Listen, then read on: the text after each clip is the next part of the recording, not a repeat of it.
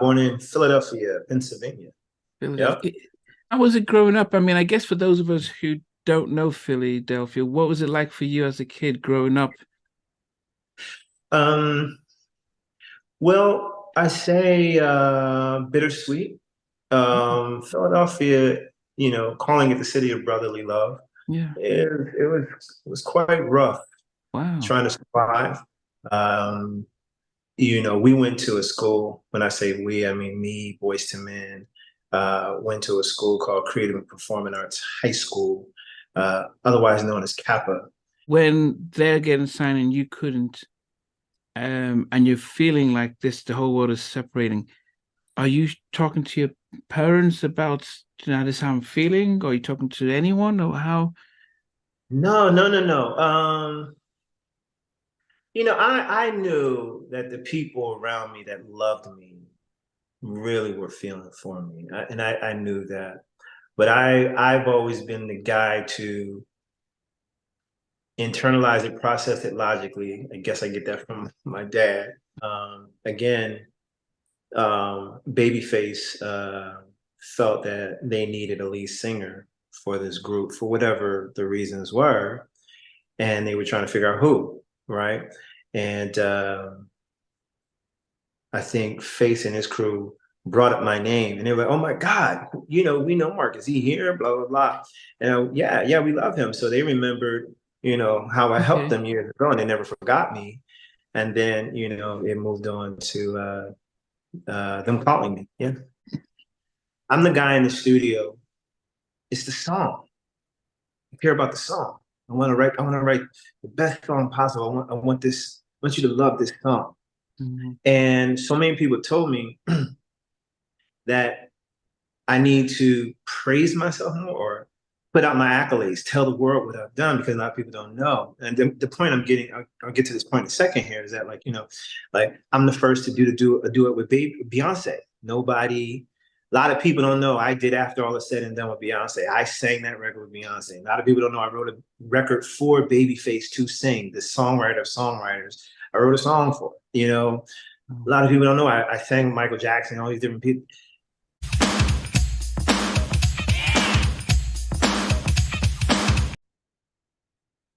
Hey guys, want to welcome you to another edition of Halftime Chat.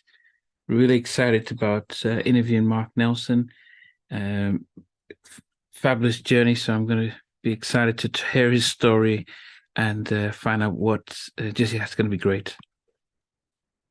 Good. Yes. Well, Mark, it is really finally great. I mean, I've been trying to connect with you for more than a year. Believe it or Oh not. wow. Yes. I appreciate it. And I'm sorry it took so No, long.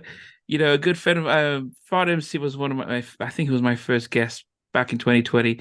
And I saw you guys hanging out. I said, Father MC, help me get in touch with Mark. And yeah, I didn't get here from him. And a number of other people, DJ Soul Child, I've said, hey, so I was glad to see that I saw you connected with you, and then this is going to be I great. appreciate it. I Yeah. thank you so much. Now you have to do me a huge favor. Yes. Say your name for me, pronounce it for me so I say it correctly. Nnamdi. Nnamdi. Nnamdi. Yes. Nnamdi. All Yes. right, Nnamdi. Thank you so much. Hey, listen, thank you for having me on your show, man. I appreciate this. I really do. I have seen your show, so I do like it a lot. Oh, okay. Yes. Well, Mhm. I appreciate it. No, it's been great. And I hope you realize that everyone that interviewed really is a celebration and an understanding of your journey. Thank you. And it's about inspiring other people because, I started this show when during the lockdown, and sometimes we who don't are not in the limelight struggle through things, and we didn't realize that the people who've made it in the limelight also had their battles and struggles. So when we hear Yeah, your stories, it's like, oh, if he could have made it like that, then I should be able to pick up. And so that's the yeah. premise. I mean, I love the premise. I do. I agree with you 100%. I'm honored to be able to be a part of this journey that you're on, to tell these stories so that people are inspired. I believe in that greatly. That's Oh, cool. that's great. But Mark, we always Yeah. start off because there's an international. Where were you born and raised? Born in Philadelphia, Pennsylvania. Yep. Philadelphia.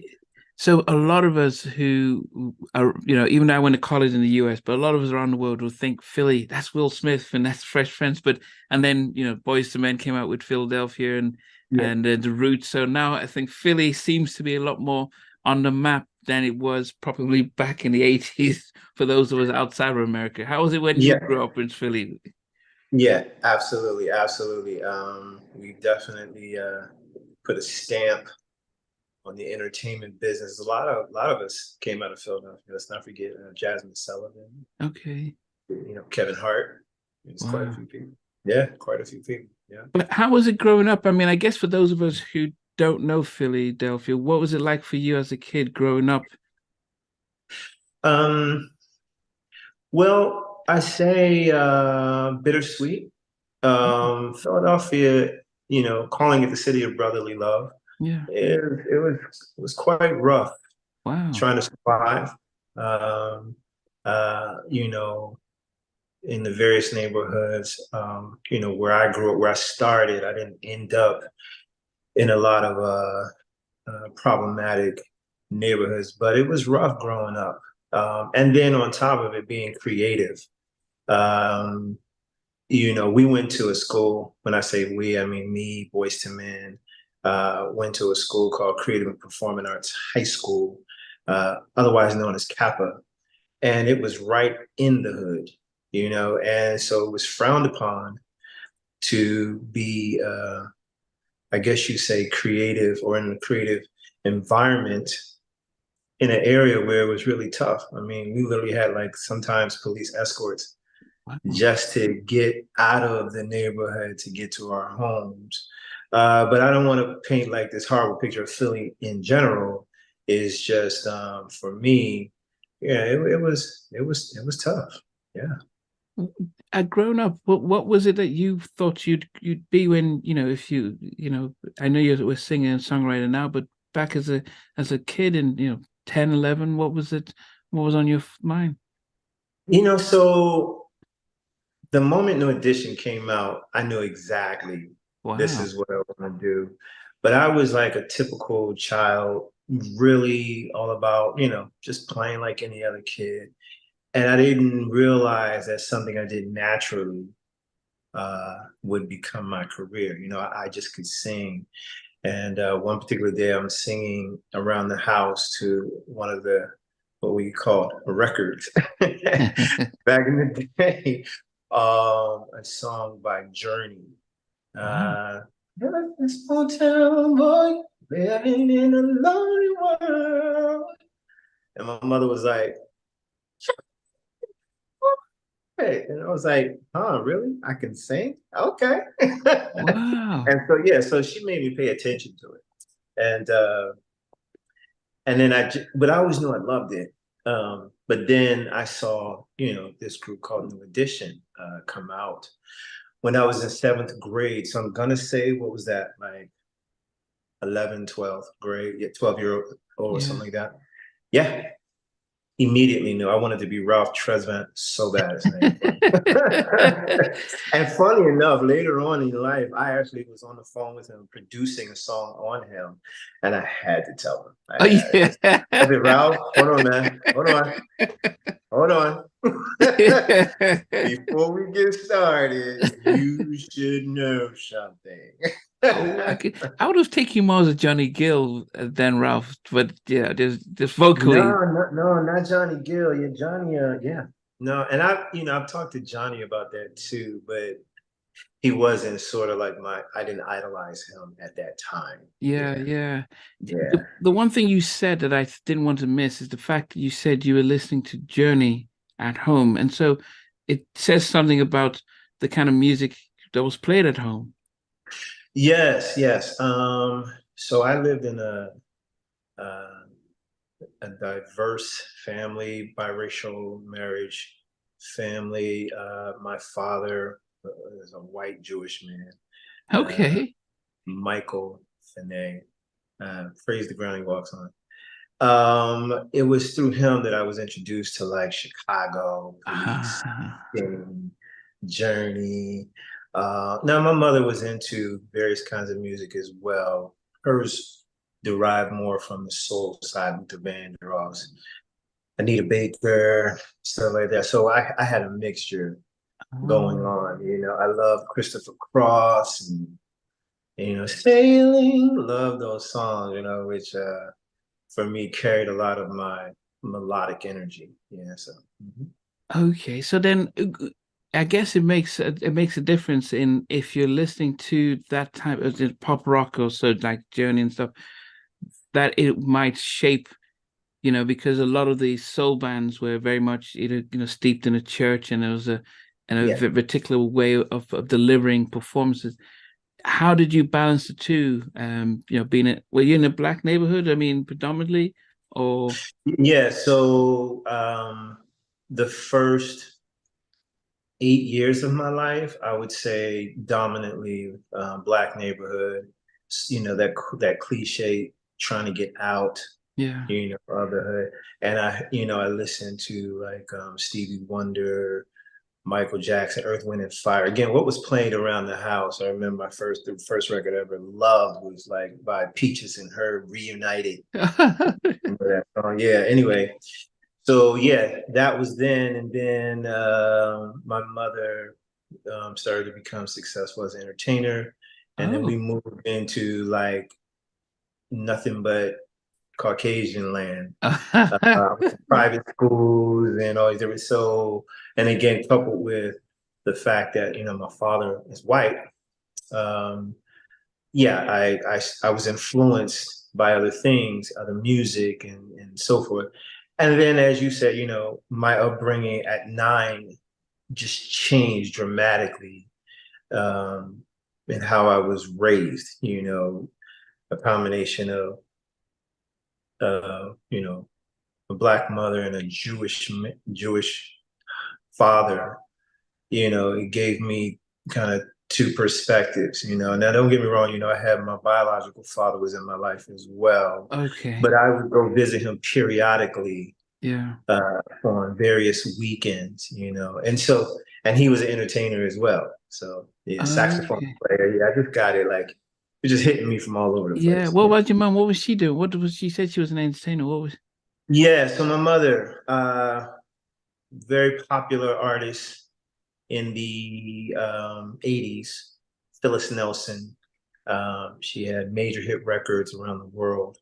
Her two biggest records, the biggest one is called Move Closer, and that was massive in the European market. I'd probably say she knocked We Are the World off the #1 spot, Billboard. Shame on her. Shame on her. Yeah. And yeah, and she had major hit records called "I Like You," "Don't Stop the Train."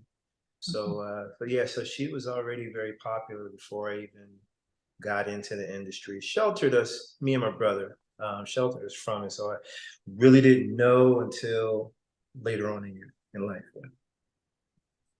So, but you didn't think you would be like, Mom, you're more so, it was New Edition that sort of, Yeah. It was, yeah. Again, I was so sheltered from it. I had no clue what was going on in her world because she was just my mom coming home. I knew she okay. sang. I knew that. I knew she was out there doing something. But again, I didn't care. I didn't pay attention. Yeah. So yeah. But it was when No Edition came out. I was strung out over it. Where did you get your vocal sort of training? Because as I said, majority of the people that we hear about, they would also, yeah, I sang in the church, I sang in the church. But for yourself now, having this Yeah. mixed heritage, where was your sort of Yeah. So naturally, no, I didn't grow up in the church. I didn't sing in church choirs or anything.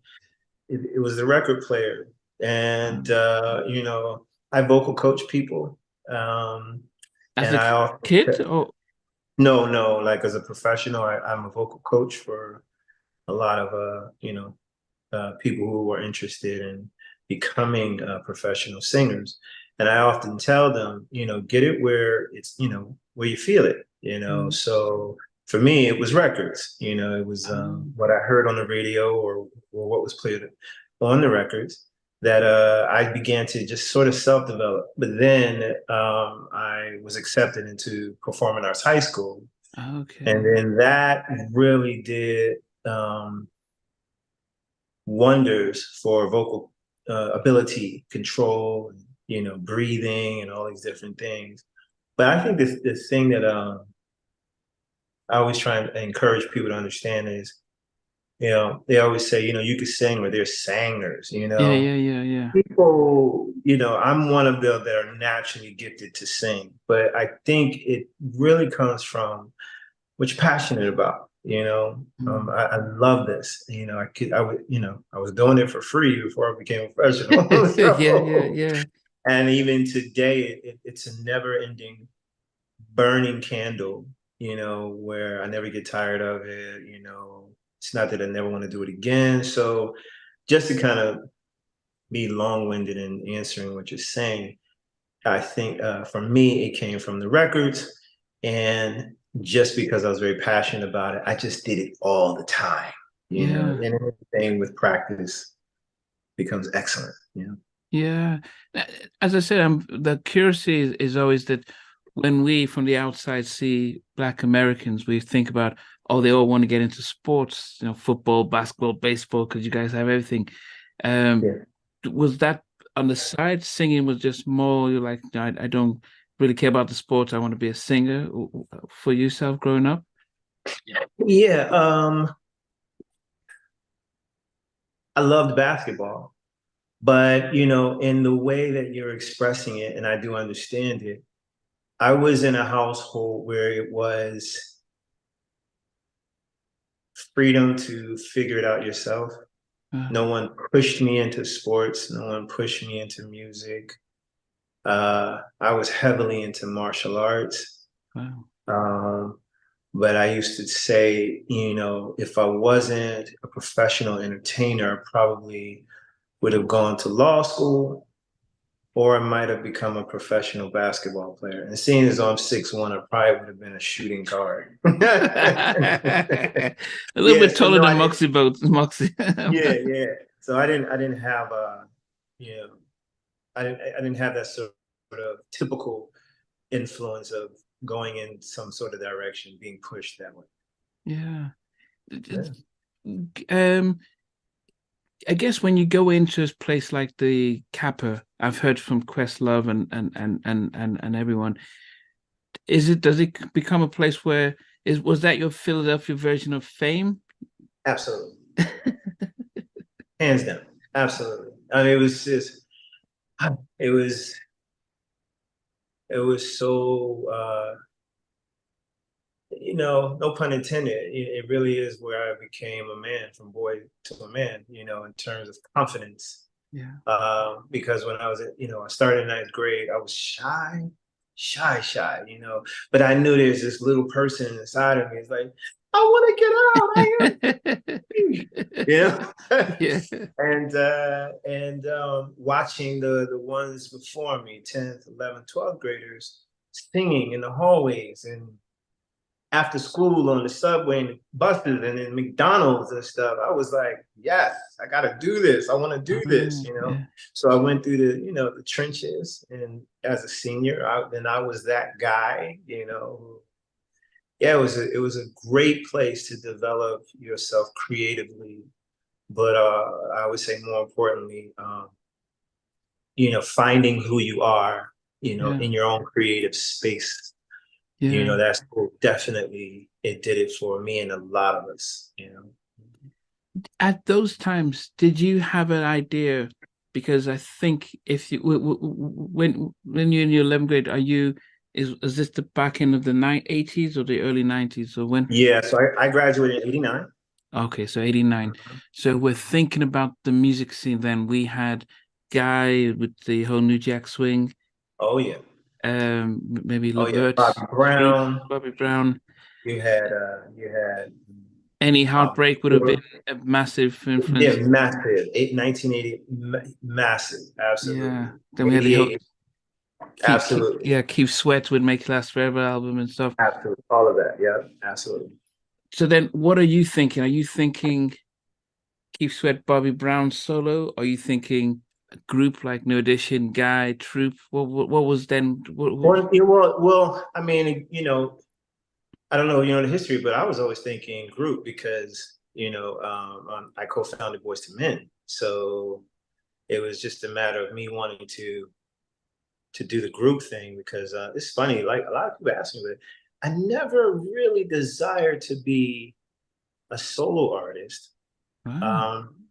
Because I love harmonies too much. Because at that time also, Take Six Ah, had just yeah. come, man, Take Six. And they were a key component to me and Nate developing the harmony tightness of Boyz II Men. Yeah, absolutely. Mhm. Okay. So a lot of guests that I talk to, they talk about Take Six or Commission being, especially if you're in a group, being the influence of like, okay. And I remember interviewing Claude about how much they've influenced so many other people. Um, but for you, what was it about, say, Take Six that you just thought, wow?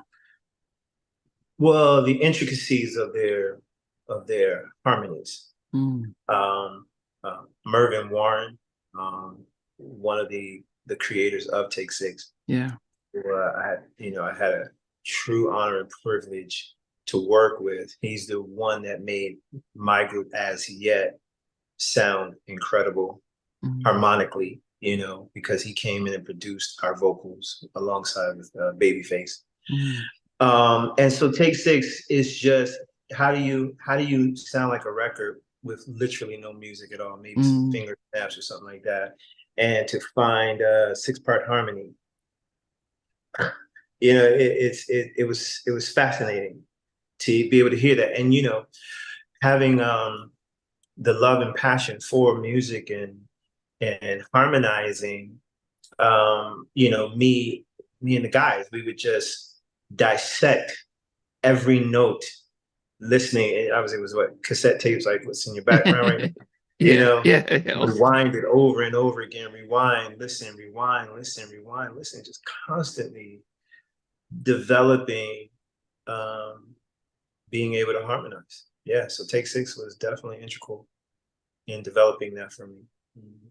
So, and I guess for those of us who might say, oh, because I remember I just this evening I put a post that says, okay, I'm going to interview Mark, and formerly Boys to Men, as yet solo Yeah, singer-songwriter, and people say, yeah, "What, Boys to Men?" And I yeah. and I guess I guess people be wondering. You said co-founded. How did so? I know you all in the same school, but how did the idea come about? Let's come up with a group and see where it goes. Well, so I'll give you some tidbits. I'm gonna give you some tidbits. I have to put out there. I'm writing a book Oh, in okay, okay. reference to my whole journey. But me and Nathan Mars, we started out in Creative Performing Arts High School in ninth grade. That's where we met. Same year group. Same Or year, literally, yeah, yeah, we okay. graduated same year. And it was because of our love for New Edition that Mm, we became really, really tight. We were in the same homeroom.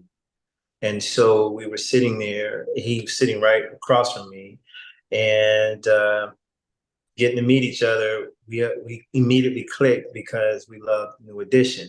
We mm. also love this song called Tender Love by Force MDs, I think. Yeah, yeah, yeah, yeah. Jimmy Jam. Yeah, yeah. Tender. Yeah, Yeah. yeah. And that really sealed a bond between us. So for like the next 3 years, Thick as Thieves and Wanye comes in when we're seniors. Sean comes in, meaning comes to the school Okay. uh, a year after us, I believe. I can't remember. So no, so and Michael McCary, because my parents moved to Los Angeles and I didn't want to go, I stayed and lived with Michael. Wow. Yeah. So him and I went to school together our senior year back and forth, from home to school, his home into school. And that was the year 1988 is when me and Nate developed Boyz II Men. And funny enough, just by chance that Michael, and I lived together, it was just like he stayed with me while I was rehearsing. Okay. And then his bass, it just chimed in. We're like, damn, Yeah. So yeah, so he entered the group, and then I'll save the rest for. Yeah. But I guess the one thing was then, was it initially then always going to be 5-piece like New Edition? Absolutely, absolutely, absolutely. And I've said in various interviews, you say tragedy strikes. A lot of people thought I left the group. Some people would think the group kicked me out. It was none of those things. It was something, obviously, it was very devastating. I will put out there, it was the worst time of my life. You're talking about hard, like to deal with not being able to continue on, with my guys, to see all the success that they had. There's no question it was the worst thing that could ever happen to an 18-year-old kid to top that off. You know what I mean? So yeah. So I'm a therapist, and it's always interesting to understand is that how did you deal with? I mean, I interviewed Timmy Gatlin, and just as Guy coming out, he gets kicked out of by the management, and Okay. all the success of the grooming and everything, he Yeah. misses it, and so the heartache of that. But for yourself, Yeah. being that's creating everything, and then all of a sudden, you Yeah. aren't able to go on. How do you manage that? Because I don't think it's easy to think about what could have happened, but how is it? Yeah. How do you deal with Yeah. that? But listen, the one thing for me, and this is where when you're talking about inspiring people, I love to share this sort of thing because um, it was always about the music for me. It was always about the love of what we're doing. Mhm. I didn't pay attention to fame, fortune. I didn't think about all those things, and it appears a lot of times when people hear, "Oh my God, you missed out on Boyz II Men." The first thing they're thinking is fame and fortune. What hurt me the most was the music, Mhm. the not being able to do what I love to do with the guys I created it with. You see what I'm saying? Yeah. And so when I saw that this is actually going down this way, I can do one of two things. I can roll over and die, or I can continue to make something happen, in my life. Of course, cried many, many nights. But what I decided to do was face the music and not run from it, So I listened to all the records. I watched all the music videos, all the award ceremonies, everything, with the hope that I would eventually get to, a point where I'm doing it myself. And thank you, Jesus, I did. Yeah. Yeah. Thank you, God, I did. Um, and so my processing was face this, confront this, because it is not going anywhere. And, and I did. And I thank God for it. And then the crazy thing is to, full circle, reconnect with my guys and sing with them for like the next 8 years before the pandemic shut us down, because we did a residency at the Mirage Hotel and Casino in Las Vegas for like 8 years. So it was me, Nate, Sean, and Wanye performing like, every weekend pretty much. And that was healing. A lot of healing, closure. We got to talk about what really happened. As I said, that I'll share in the book at some point. And we bonded again, And yeah. who did you? But when you think about when they're getting signed and you couldn't, and you're feeling like this, the whole world is separating. Are you talking to your parents about, this is how I'm feeling? Or are you talking to anyone, or how? No, no, no, no. I knew that the people around me that loved me really were feeling for me. I knew that. But I've always been the guy to internalize it, process it logically. I guess I get that from my dad. Okay. And and fight. So I didn't walk around weeping in sorrow. I wasn't the guy that, feel sorry for me, feel bad for me. I know you feel bad for me, but my mind was saying, I'm not going to feel bad for myself because I'm still alive. I'm still here and I can make something happen, Yeah. you know, in my world, so I didn't really talk to anybody about it.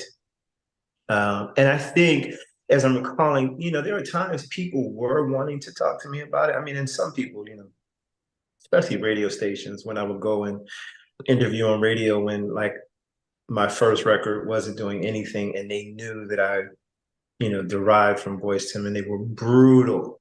And you're Yeah. talking about 19. I don't know how to interview. I'm Yeah. green, I'm wet behind the ears, I don't know how to speak, Yeah.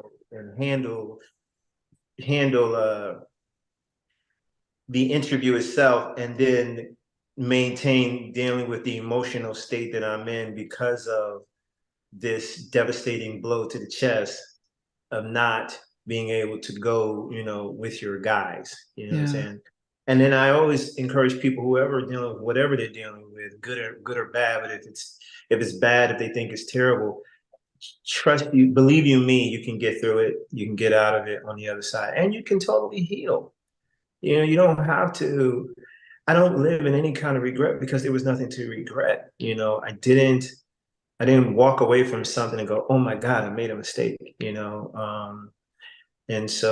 then I moved on to do really great things within Mm. my own journey, because I always say life is neither comparative nor competitive. I don't compare me to Boyz II Men. I am Boyz II Men. I am connected. And I always say, some people think it's arrogant, but I think it's beautiful to say, look at what created with Nate. Look at what happened. Look at all that beauty. And then I get to perform with what I created with Nate. I don't care about the accolades and stuff like that. And I don't think, oh, they got all these different things and I didn't get it. I always say, I thank you, God, that I was a part of creating something that did what it did, in addition to all the other things that I did and got to do. Yeah. So when you're asking me how I'm processing things, that's how I'm really processing it. And I always say, God has a plan for everybody. So, Yeah.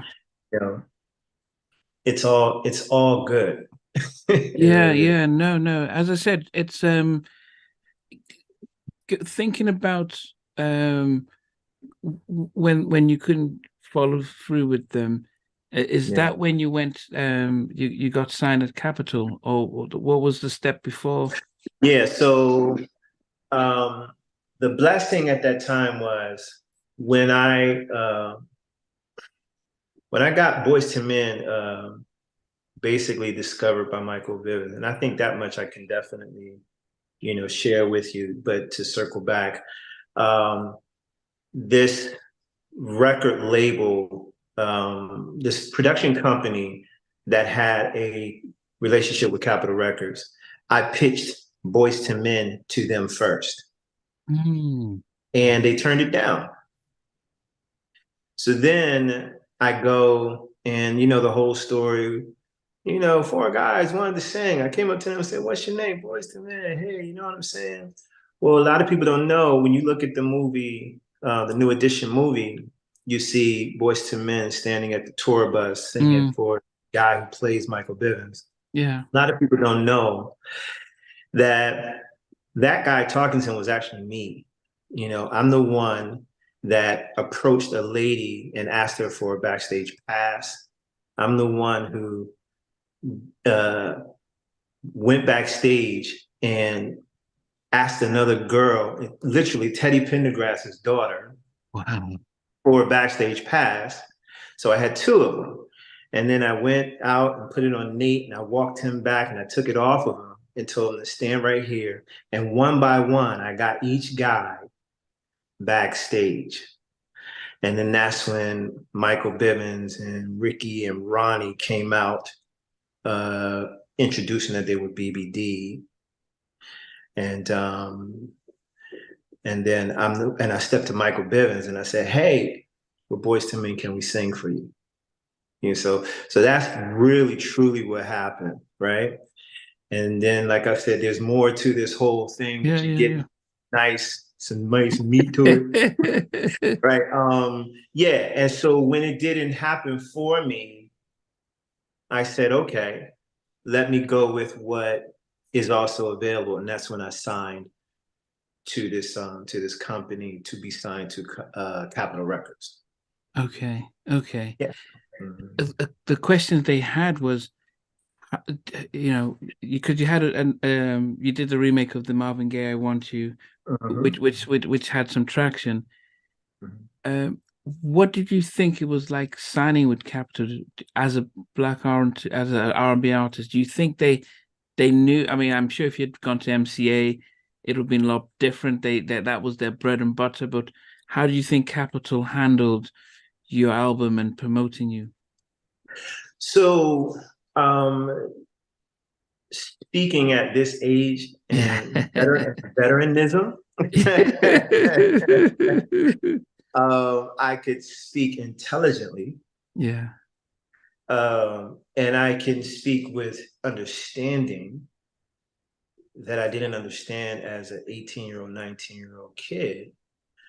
I was signed literally at the same time MC Hammer was coming out with Too Legit to Quit. Oh yes. Oh, okay. That was the Enough cascade. said. Enough said. Okay. Okay. So the cool part is, I love these questions too, because again, it's like, it's like really recalling and then looking at the string of history and the journey and where I am today, well versed in how all this works, right? You would wish someone had told you, "Oh, well, here's the issue. A record label has but so much money per year, and what they do is they have a handful of artists that are sort of like collateral damage, and they throw stuff on the wall, and if it doesn't stick right away, we're going to take the bulk of our money and put it on the artist that's making us buying our houses and putting our kids in college, you know? And oh, I'm sorry, your record didn't work." You know, and it's totally fine now, but at that time, no. Capitol Records. You know, here's the other thing.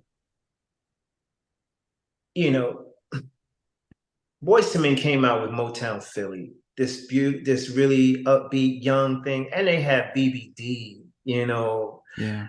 fresh out the gate, fire. You know, Poison. You know, I came out with Marvin Gaye's "I Want You." No slight to the song. Yeah. Yeah. But I'm super young, you know, and so I can't even imagine what marketing strategy you would have for something like that for a young artist like that. It was the wrong song. If I could go back in time, which you don't care to, but if I could, it would be a different record. So it really wasn't the record label. I mean, even MCA with the same situation would probably come out the exact same way, you know, it would turn out the exact same. But did you have any, I mean, as a young kid, did you have any control over what singles or who producers to work with? No, you know, again, good questions for answering it the way the experience that I have now. I didn't know if I had control or not. I was super young and all I wanted to do was sing. I don't know to have control over anything. I was signed, I had a publishing deal I didn't even know I had, you know? So when you're young, I mean, it all depends on everybody's story, you know? Some artists like Shanice Wilson, you know, had her mom right there. Usher had his mom right there. NSYNC had their parents like right there, crossing every T, dotting. I didn't have that. You know, Yeah, yeah. I was, you know, shooting for the stars and just going with it. So I didn't know that, you know, I could have control even if I did or didn't have control. You know, I didn't know at that time. You know, so. Now, others would say, but your mum is in industry. They should have been, you said, okay, contracts, publishing. Remember? Very true. Very true. Well, a lot of people don't know my mother was sick at the time. So Oh, well, no, wait a second. My mother, yes, she was sick at the time. She sure was. My mother passed in 97 when I was with As Yet, when I literally became famous. But she was sick probably like 3 or 4 years prior. She passed away to cancer in so 97. So okay. yeah, that's okay. So and it's interesting, like you say, my mom, my mom and dad, um, they split up at a certain point, and my mother became sick. So she was just trying, to heal. And again, I was so independent anyway, it's just like, Yeah. yeah, good questions, man. I'm like, No, I'm no, going like, how no. was it helping me? I don't know. Yeah, no, I mean, Dalvin says that parents have written 100 records, but they didn't know anything about the business. So but it's interesting just to see if, even if you have a family member in there, it doesn't necessarily guarantee anything. The question I had then was, did you think signing to Capitol, the label of Elvis, was a way of, okay, overcoming the disappointment of missing out with the guys getting signed? Like, okay, now this is my turn to get back at that time, because this was almost like an opportunity, and I'm gonna, this is my way of saying, well, forget that, then I'm gonna make it here. Maybe half of that statement. The accurate half is it's the opportunity that was before me. Yeah. And I went with it.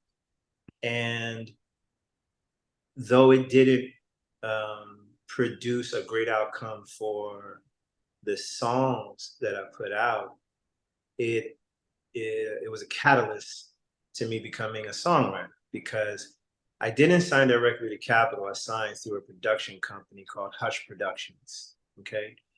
And it was by way of a subsidiary record label called Orpheus Records, though I was linked to Capitol Records as a recording artist.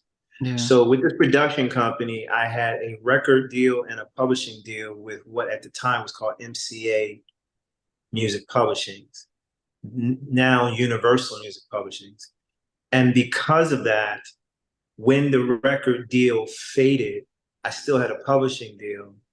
And I met my publishers, and they began to groom me as a songwriter.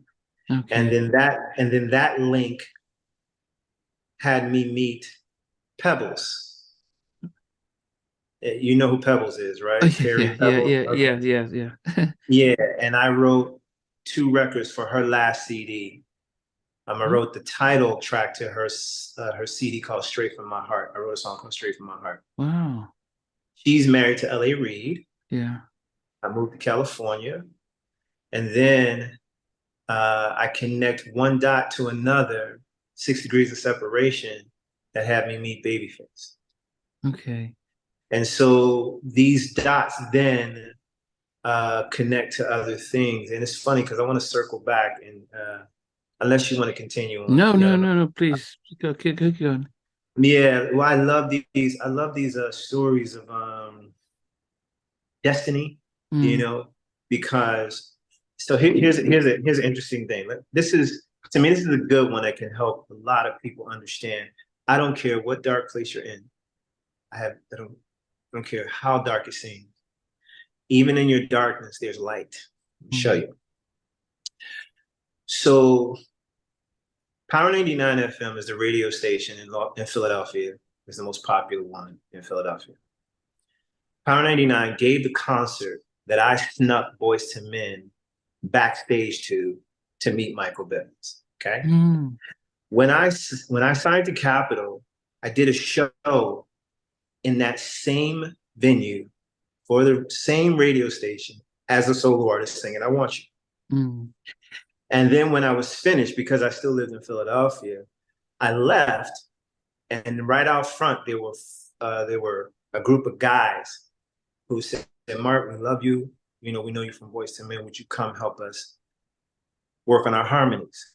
So I went to their home to help them work on their harmonies, and for a day, for a few hours, and then I left. That's 1991. 92, 93, 94, 95 goes by. I'm living in Los Angeles. These dots I'm telling you are connecting, where I meet Pebbles, Ellie Reed. I met Babyface twice before anything happened. And it was just because I was working with a producer named John. He got signed to Babyface's and Tracy Edmonds publishing company. Mm.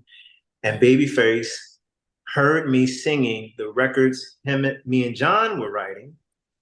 And then this group that I'm telling you about that I helped got signed to LaFace Records, that's owned by Babyface and L.A. Reid, and they were called As Yet Untitled. And then I get a call from the Babyface camp saying, "Hey, we just signed this group to LaFace Records. We want you to be the lead singer of it." And they say they know you. I go to the building. Lo and behold, it's the same guys that I helped in Philadelphia with their harmonies. And then I became the lead singer of the group. Okay. How's that work? Wow. You get what I'm saying? So, I mean, I guess what made you take the time to work with them? Because that did you think back as how you guys got how you got Boyz II Men to Michael, or did you what made you think about let me give them a I'm a nice guy, man.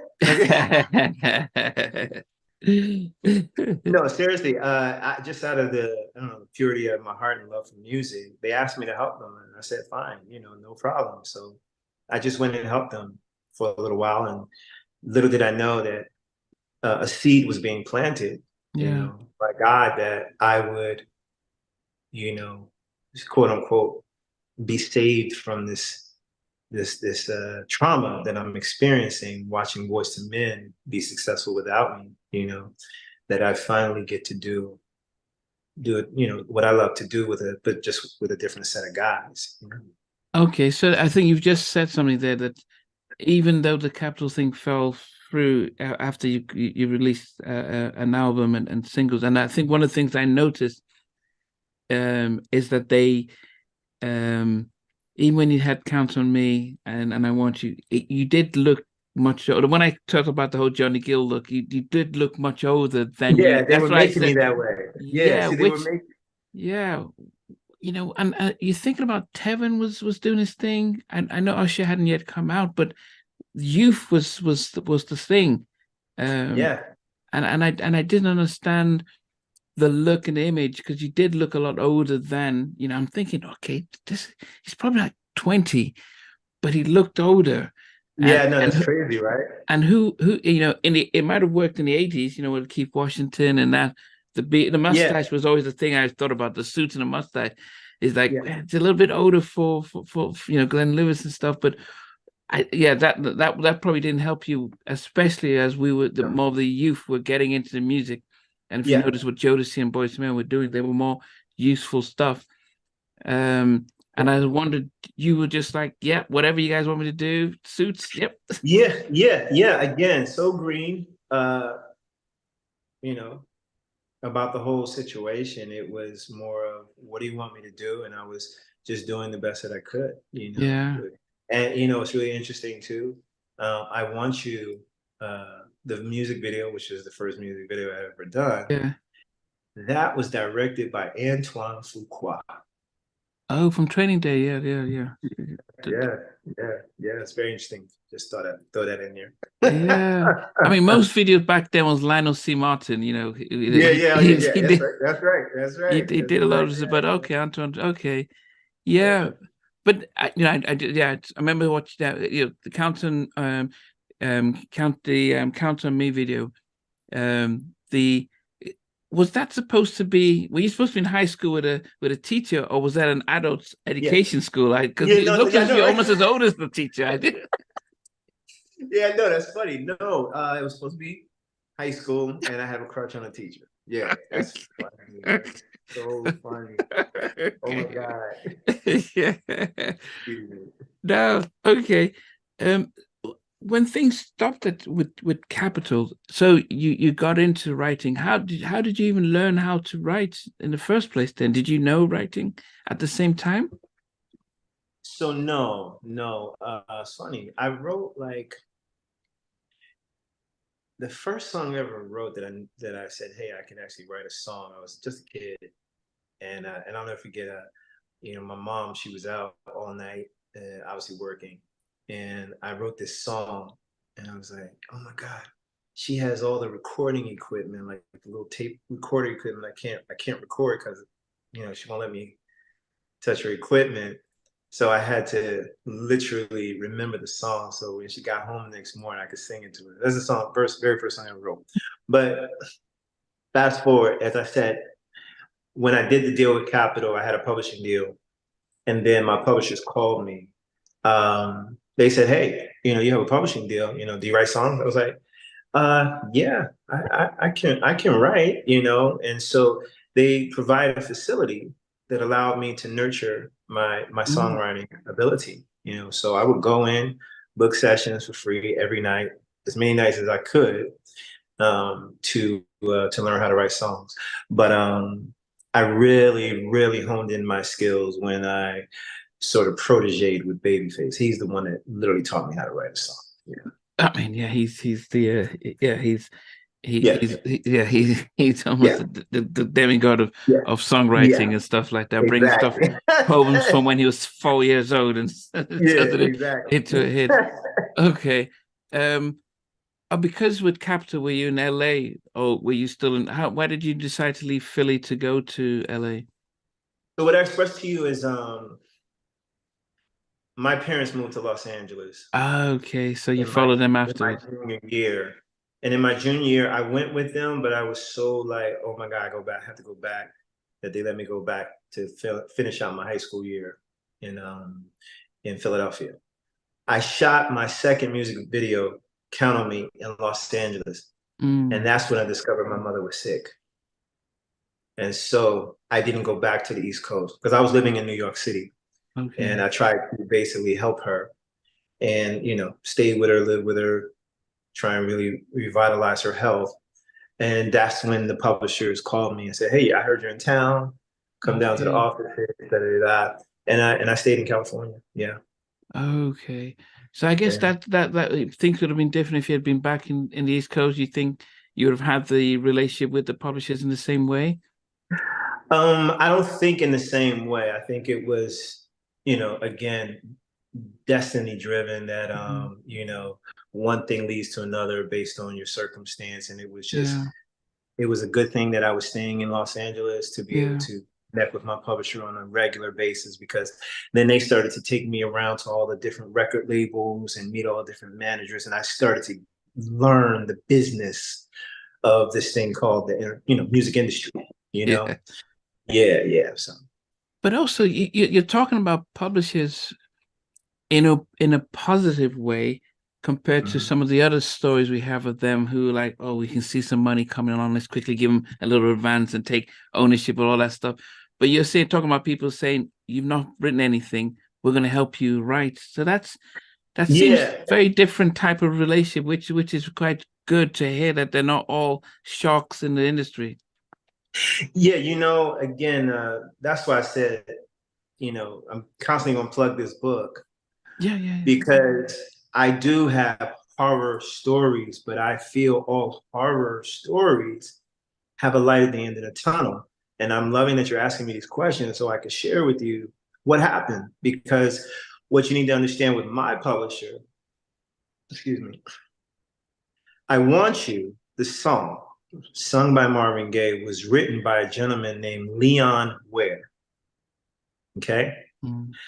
Leon Ware is married to a woman named Carol Ware. Carol Ware at that time was the president of MCA Music Publishing. So she had a special love for me because I sang a cover of her husband's song, I Want You. So she personally called me and said, hey, Mark, I'm Carol Ware. You sang my husband's song. Please excuse the background there. You sang my husband's song. Come to the office. I want to meet you for one. And then I met Leon Ware. And that's why my publishing experience with them was a beautiful one because, you know, of that connection with the song first. And so she took me under her wing and taught me a lot about publishing. Yeah.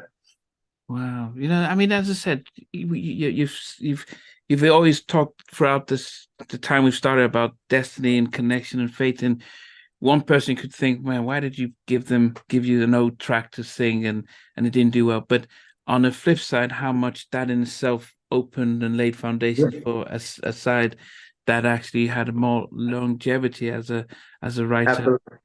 Absolutely. Wow. So I briefly worked at Edmonds Entertainment with Tracy Edmonds. Okay. But 2001 to 2002. Okay. Yeah, back there. But you're up in, I'm sure, Brandon's Way studio, you know, with yeah. I was there when he built it. When he's built it. Yeah. And I remember Tracy's mum and stuff. I can't remember. Jackie McCorn. Jackie, yes, Jackie, Yeah. yes, Jackie. Because I did interview the guys, Dion and oh goodness, I think it was Sean. Was it Sean? I've interviewed Sean separately. So first it was Dion, and Kenny.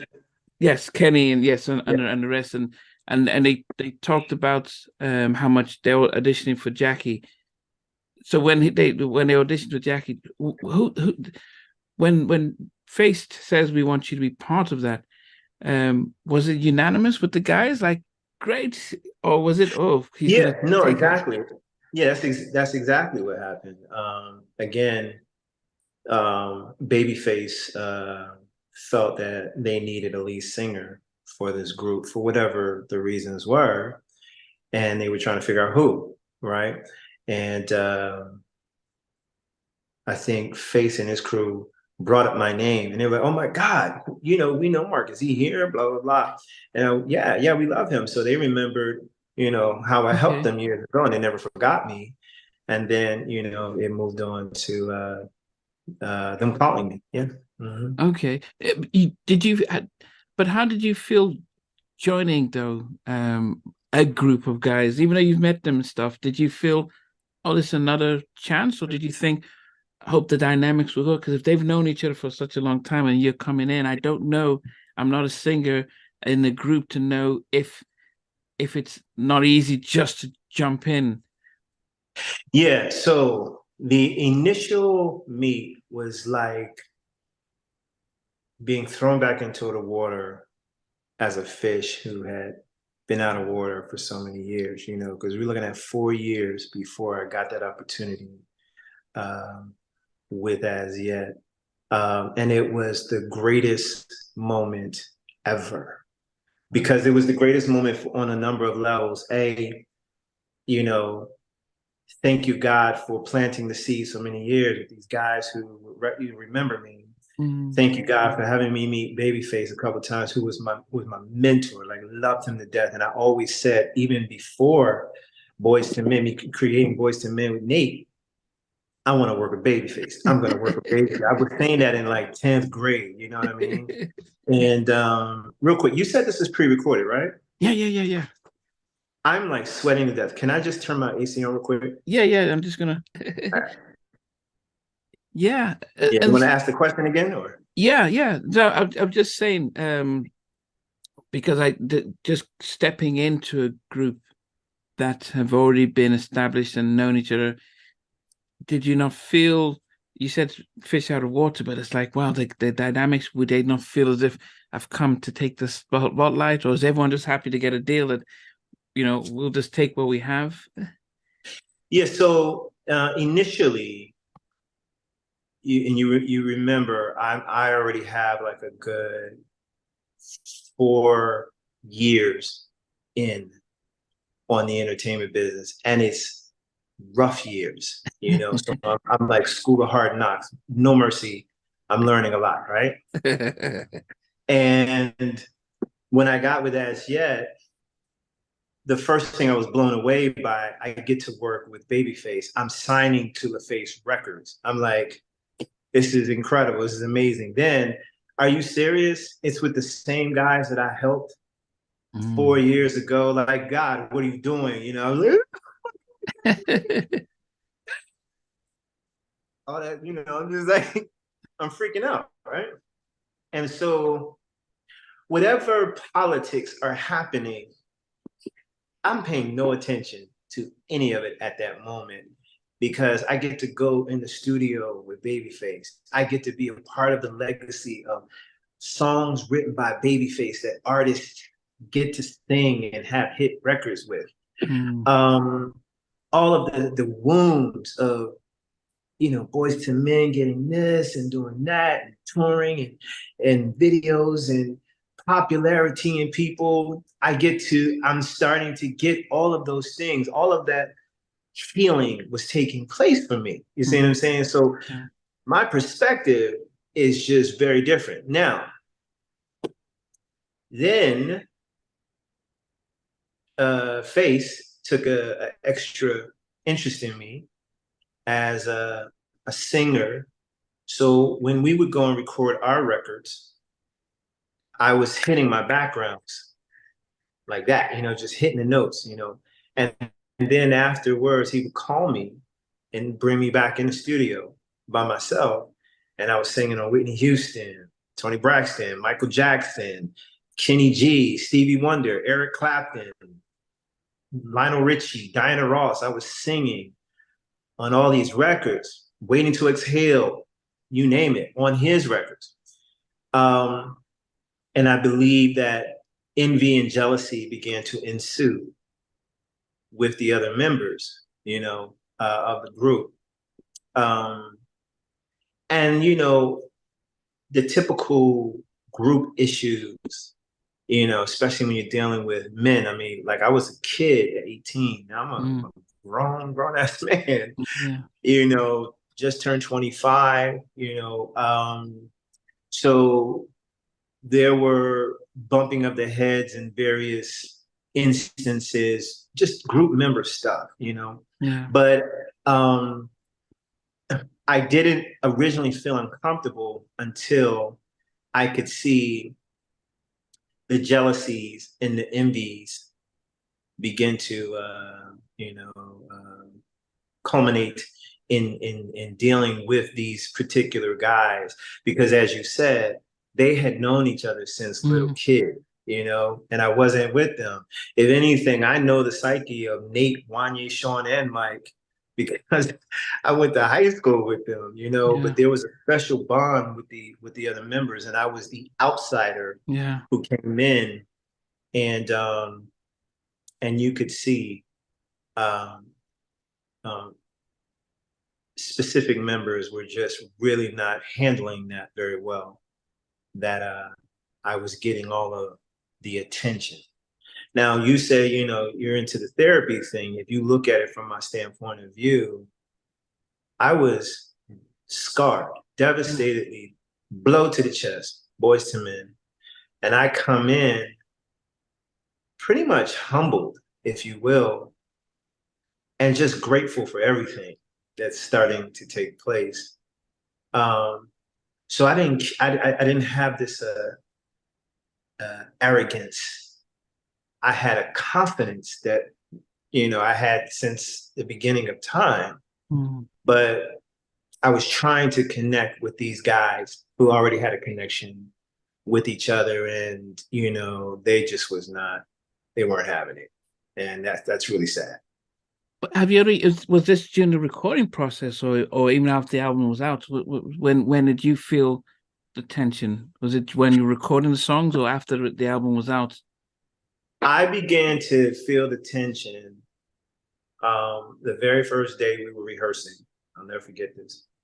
We were rehearsing National Anthem, and my cell phone rings in the middle of the rehearsal, and it's Babyface. Now you gotta understand, the first thing I'm thinking is Babyface is calling my phone. Oh my God, right? That's the first thing I'm thinking, right? And I'm like, hello? And he's like, hey man, can you come to the studio? You're gonna say no to Babyface? Like, come on. He's the president of your label, and he's Babyface, right? So I had to leave the rehearsal. I'll never forget that very first day. I could feel the tension. That was, again, impressed upon me because I'm just doing what I'm told to do as always, And after that first call, there were many calls, and Face, he didn't care. Like, I got work to do, and I need you in the studio, and that's when it began. Yeah, I knew it then. Now, some of us from the outside would think, who, because we've seen the New Edition story and whole Bobby stuff, but this is something different. Is management not supposed to, hey, what's up, guys? This is what's happening. Or there's a group power. Let's talk this out. We've got a massive opportunity. I mean, or does it just fester? I mean, how, for people from us from the outside looking in, we just wonder, aren't there any rules, any conversations, any sort of team meetings and making sure everyone's sees the bigger picture? So let me answer your question this way. On a general note, that is exactly what it should be. You should have management that manages, and it's called personal management for a reason, and if you look at any group today that has stood the test of time, they had that foundation in the beginning. Destiny's Child is a prime example. My God, look at the up and down they went through, how many changes they hit, but they stood. No Edition. I mean, come on, it's the same thing. Brooke Praise. And so so you had a foundation. You had someone looking at Boyz II Men. Oh my God, all of these groups, and I know Boyz II Men's story personally, even in more depth after being with them for 8 years. It wasn't always peaches and cream, and there's breakups, and there's like not doing anything, and everyone goes through the hell. But you also have groups like As Yet, who, I feel like we got it really easy, in the sense that when we signed with LaFace Records, Jackie McCorn, Tracy Edmonds' mother, was our manager. Yeah. And here, if you wanted to get something done, Jackie, all she had to do was talk to Babyface at the dinner table. Hey, listen, make sure you write another song for my guys. Pass the song. Yeah. Right? So, we had it like that. But you have a lot of groups that can tell you their stories. As It is one of them, that took for granted the most amazing opportunity to do it extremely big. And then you had the incestuousness, because having the mother-in-law of Babyface as your manager is a good and bad thing. And then you have me, who had 4 years experience prior. I did what I could to try and get the guys to see, look, guys, let me tell you where I just came from. You don't want to be there. We're here. Let's make this, let's be brothers, man. You don't have to even like me. Just, let's do our jobs, let's do it well. Let's get on the stage and go home, No, they weren't hearing that at all. Not at all, And it is what it is. I think one of the big disadvantages that you guys had was also, this was the Face Civil War, LA and Babyface sort of, you know, Face starting Yab Yum and moving to LA while LA is running its stuff out in Atlanta. And so in a way, as yet didn't feel part of from the outside, we didn't think you guys were part of the Face because you weren't really in the Atlantis sort of. We didn't see the videos with TLC or Usher or Donnell Jones. We felt like it just felt like an anomaly. And I don't know if you didn't have LA behind you guys the same way he has been behind everyone else. If that also adds to the confuse the stuff. So I'm going to give you a complete big fat, absolutely not. That was not our story. I know other artists' stories that are what you just said, but L.A. Reid was very much behind. Okay. As yet, absolutely. Because truth be told, Babyface owning the label with L.A. Reid, wasn't really an executive style type of a gentleman. He's a songwriter, singer. All right, he loved the songs. He loved writing the songs. I'm not saying he didn't do business. He did, but he didn't do L.A. Reid business, right? And when I say that, the L.A. Reid, the L.A. and Face 1-2 punch is that you make the eggs, I make the grits, and so as yet had major support from L.A. Reid. Okay. No questions asked, right? But the other guys may tell you different. I, on the other hand, I'm right there too, but I'm coming from a different angle than what they are, because I told you, not only was I in the group, I was with Babyface and LA and Pebbles, all the time. You see what I'm saying? I saw everything, so there is no excuse whatsoever that as yet could not have gone to Venus,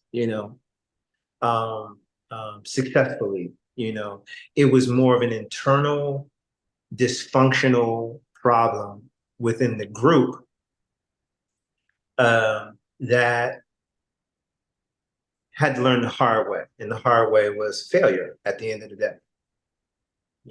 So you've got one of the biggest singles of the year with Last Night, still celebrating it. I guess the question then becomes, as outside fans, did you not being part of the group, was that a group decision, a management decision, your decision, or leaving and going to Colombia? I mean, this was a horrible moment here again. So no, that was a group / management decision. That should not have been made. People out there, artists, group members, let me tell you something. Okay, please look at me.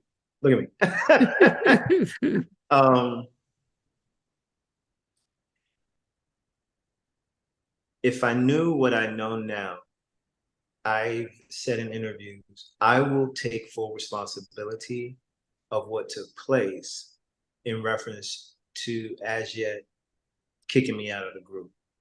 And it's only because I now understand how important it is to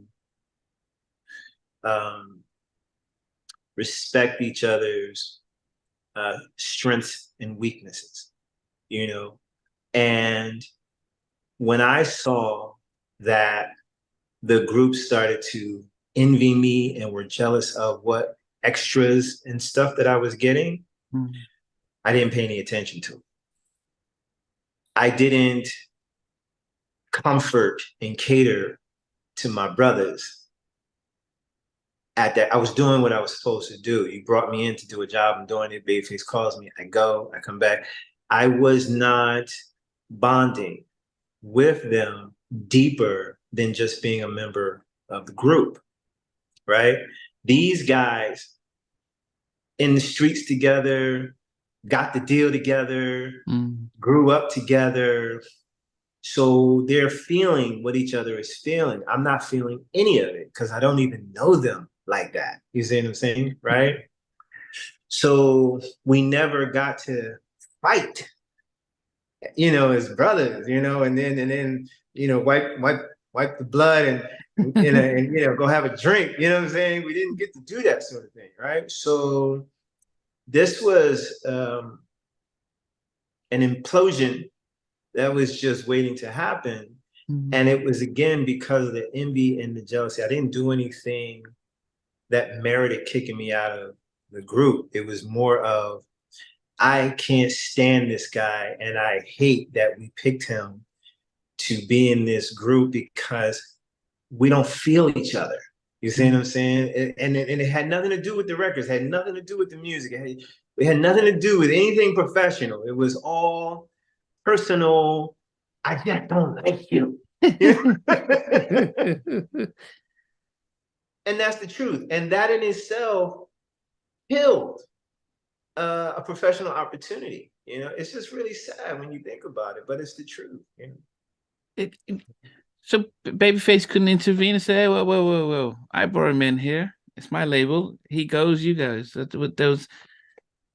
Yeah, so this is where that incestuousness comes from, because like you said, you were part of the Edmund situation. Yeah, I'm sure you've seen some, I'm sure you've seen some, okay? And so when I say incestuous, Jackie McCorn was our mother-in-law, and may she rest in peace. She did the best she could as a manager, but she really wasn't a great manager. Yeah. You know what I'm saying? She was great in the sense that we could get Babyface's ear in a different way than any other artist could. But the way her managing style was so mommy dearest, it was so, you're my children. It wasn't any of these moguls, managers. And then she tried. Don't get me wrong. I'm not saying she did everything look. If it wasn't for Jackie, we wouldn't have even gotten this far. I give her that. Yeah. But there's a plateau, and I was vocal about it. I was the one saying, nah, this ain't working. She's not that good. The guys agreed with me, but I was the voice. And you have to remember, I have 4 years of learning and hard knocks, and I was ready to take it to the next level. So you can't have a Babyface who is the son-in-law intervene, because then there's that conflict of interest. And then there's Jackie McCorn, and you know what I mean when I say there's Jackie McCorn. She's that chick, Yeah. Then you have Wifey, Tracy Edmonds. So you're kind of stuck between a rock and a hard place. And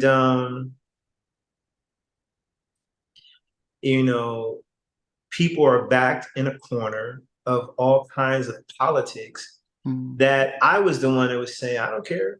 No, let's find a new manager, or let's add a manager to the situation. And I don't, no. I was so headstrong. But the one thing they always said about me, Jackie, Tracy, all of them, they were saying, you can't stand Marc, but you know where you stand with him. And I respect him for that. I love him for that. At least he's telling you what he really thinks and how he feels. He's not, you know what you're getting from him, Yeah. That's how I've always been. But last night it already sold 1 million copies, and all this was going on in the background that people were thinking, wow, this is... Absolutely. And Face was definitely in my corner behind closed doors. Yeah. Oh, he was very much in my corner behind closed doors. He was one that I could call. L.A. Reid too. I remember I was in Korea, and I called L.A. and I was like, I can't take it anymore. And he was like, relax, don't worry about it, it'll be fine. Yeah, I was able to call both Babyface, Kenny, and L.A. And the other guys didn't have that kind of a resource. I had that resource to talk to them about what was happening, and their hands were kind of tied. How did you? Were you surprised how big the song last night became as a global hit? Yeah, I wasn't surprised. More so again. Well, when I say surprised, I'm not speaking because of me and I sang. I'm saying to you that it was the system of hit making from from Babyface. Now I have to give major credit to Keith Andes, who co-wrote the record. Actually, it's the other way around. I say Face co-wrote it with him. But when you get a Babyface record and you're on the Face Records and you know you're a part of the right system, the team, whether you're on LA side or the Faces side, you kind of know you have a shot here. You know what I'm saying? To do something really big. So in that way, I was very confident we were going to do well. But I was also equally nervous because I said, now watch me be the very group he don't have a hit record on. And obviously it didn't turn out that way. Yeah. So and I guess it's important because I guess people perception starts to grow. I mean, I'm just seeing someone who just posted this posted this evening about and this is the strange thing is Boyz II Men, let's see. Definitely watching this. I don't like the way Boyz II Men did him dirty, especially when he was kicked out of the group. Now, that's the thing. This is someone who posted because I said I'm interviewing you and they're posting on the comments because perception is when we're not inside, we don't know. And back in those days, there was no real social media where you could come in and give your side of the story. The perception is, oh, he got kicked out. As yet, he was the troublemaker there. So that's the whole thing that is important to clear up. And I like the fact that you always bring us back to not just the hurt of senior guys at Boyz II Men, but also the Capitol, and then the being in LA, and at the time when everyone else was shining and it's not working, and so you're reflecting on how you were at that time of your life, and then also with having a new group come in, because I can imagine they're at first happy to get you in, but if you're getting all the attention and you're getting the nice vocals and the pitches and they're in the middle and they're almost like the Temptations, and then you're Mark and the Pips kind of thing. I can just imagine just human nature is like, okay, this is not what we sign up for, and that's tough for us, especially if we've had rejection. It just builds us up in a different way. Were you aware that persona, people's perception of you, the fans and everything, might be wondering what's going on if Mark's left two groups, or did you just think, not just shots, I'll look for another one? Yeah, so it's so interesting. I think you have various types of personalities, right? Yeah. Where you have the guy who cares about the white sneakers, they got to stay white, everything has to be just clean and perfect, You have the guy who, you have to, everyone has to know he wrote the song. You know what I'm saying? Pat me on the back, I'm the guy in the studio. It's the song. I care about the song. I want to write the best song possible. I want you to love this song. Mm-hmm. And so many people told me that I need to praise myself more or put out my accolades, tell the world what I've done, because a lot of people don't know. And the point I'm getting, I'll get to this point in a second here, is that I'm the first to do a duet with Beyonce. A lot of people don't know I did After All Is Said and Done with Beyonce. I sang that record with Beyonce. A lot of people don't know I wrote a record for Babyface to sing, the songwriter of songwriters. I wrote a song for it, A lot of people don't know I sang with Michael Jackson, all these different people. They don't know I've done a lot of things. Here's the point I'm making. When people are perceiving me like, damn, you got kicked out of Boyz II Men. Damn, you got kicked out. What's wrong with you, man? Like, you clearly got to be the problem. You know what I'm saying? And I'm sitting here going, well, first, I wasn't even paying attention to what anyone was thinking. I know what happened. I was there. You know what I'm saying? Yeah. And I was devastated as to what happened too. A lot of people don't know I, with Nate, put Boyz II Men together. A lot of people sitting here thinking Nate did it. That's not true. Nate knows, So I never really cared too much in the sense I don't give a damn. I just wasn't paying attention Mm. to this perception that people had of me, which is why I'm so now vocal about telling my story. But the one thing I'm loving is that when I am organically just telling you my story, you then go, oh my God, I didn't know that. Instead of me saying, hey, is that what you're thinking of me? No, I gotta tell you what happened because I don't want you to think that of me anymore. I never had that. I think that would be exhausting, but yes, I appreciate your platform. I really do, that people are catching on to the truth because I get to tell it, especially because you want to know and you want to hear, so yeah, so let's clear up a few things already. I didn't leave Boyz II Men. I didn't leave as yet. I wasn't kicked out of Boyz II Men. I was kicked out of as yet, and for all those different details I just shared with you. Yeah. How did then Columbia come around? Because somebody has said, tell Mark that we can't get Chocolate City on Spotify, and we ain't happy about that. Sorry, Okay, Chocolate Mood on okay. Spotify, and she ain't happy about that. So, but that's something they need to. Can you answer the question as to how come it's not on Spotify? Because people aren't happy that the albums. Okay, I definitely can. Okay, so Columbia Records owns the masters for one. Yeah, I've written majority of that CD, and I am in the process of getting my rights to be able to put it all on Spotify. Okay. That's the reason that you can't get it right this second, but you'll get it. I promise you'll get it shortly. Okay. So that's good. And I think your previous question is, how did Columbia Records come about? Yeah. Good one. So As Yet is voting me out of the group in a conference call with L.A. Reid. L.A. Reid is not wanting this to happen, but Jackie McCorn is wanting this to happen. Oh. Bad. Okay. I get kicked out. Kenny Face calls me, tells me to come down to Brandon's Way. And he says to me, Mark, don't worry about it. Don't worry about it. Come do this MTV Unplugged with me. So I went on a miniature tour with Babyface. I did MTV Unplugged. And I did, every time you do MTV, you had to do BET. You had to, right? If you're a Black artist, to be clear.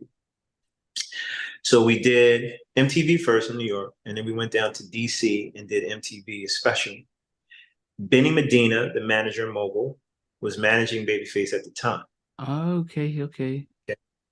And Benny approached me and said, I want to manage you. Wow. Yeah. So Benny became my manager, and he and I flew to New York. And him with who I have to give major credit to, Fred Davis. A lot of people don't know Fred Davis is the son of Clive Davis, the mogul. Oh, wow. Fred Davis was an entertainment attorney. Him and Benny Medina took me into Sony, and I sat in front of Tommy Mottola. Wow. And Tommy said, with a cigar, what can I do? What can we do here, Sony family, to make sure you're part of this family before you walk out the door? And they made me a millionaire in 3 days. And I did this major deal with Columbia Records, with Donnie Einer, who was the president of Columbia. And that's how it happened. That's how it happened. Benny Medina, Fred Davis, and Tommy Mottola. I signed this deal, major deal with Columbia. So people might say Benny Medina was the head of Black music at Warner Brothers. Karen White, I'll Be Sure. He also then did Fresh Prince of Bel-Air with Quincy Jones. That's right. Then he also went to manage J-Lo. So Benny is he's people, we don't see him do talks and stuff, but he's a big name when it comes to black music and stuff. Yeah. And then Tommy, he went toe to toe with Michael Jackson, so he's he's got his legacy there. But I'm thinking Benny says he wants to manage you. That's from the pit of despair. You're getting Benny saying, "Hey, I'm willing to manage." You brushed over it as if, yeah, here's the thing. But did you not think about, wait, what, me? Why? What? So I've set up who Benny Medina is, and so now you're just talking about him as if it's just no big deal. I mean, did you know who he was? Well, yeah, of course. Okay. He, at the time, he was managing J-Lo. He was managing J-Lo, Jennifer Lopez. Yeah. Diddy. He was managing Diddy, J-Lo, and Babyface. Yeah. Yeah. And yeah, of course I knew who he was, right? And I was, to give it more enthusiasm, if you will, I was blown away. You know what I'm saying? I was just like, you know what I'm saying? Like, wow, really? And yeah. And the stars lined up. I just had power on top of power to make that deal happen, And it's interesting because I just got kicked out of Azjet. Funny enough, I was just nominated for a Grammy with Azjet when I closed the deal with Columbia. Wow. Yeah, it was crazy. Wow. Really crazy. I mean, stars aligning. But with that though, what do you think happened with Chocolate Mood that didn't, with all that backing?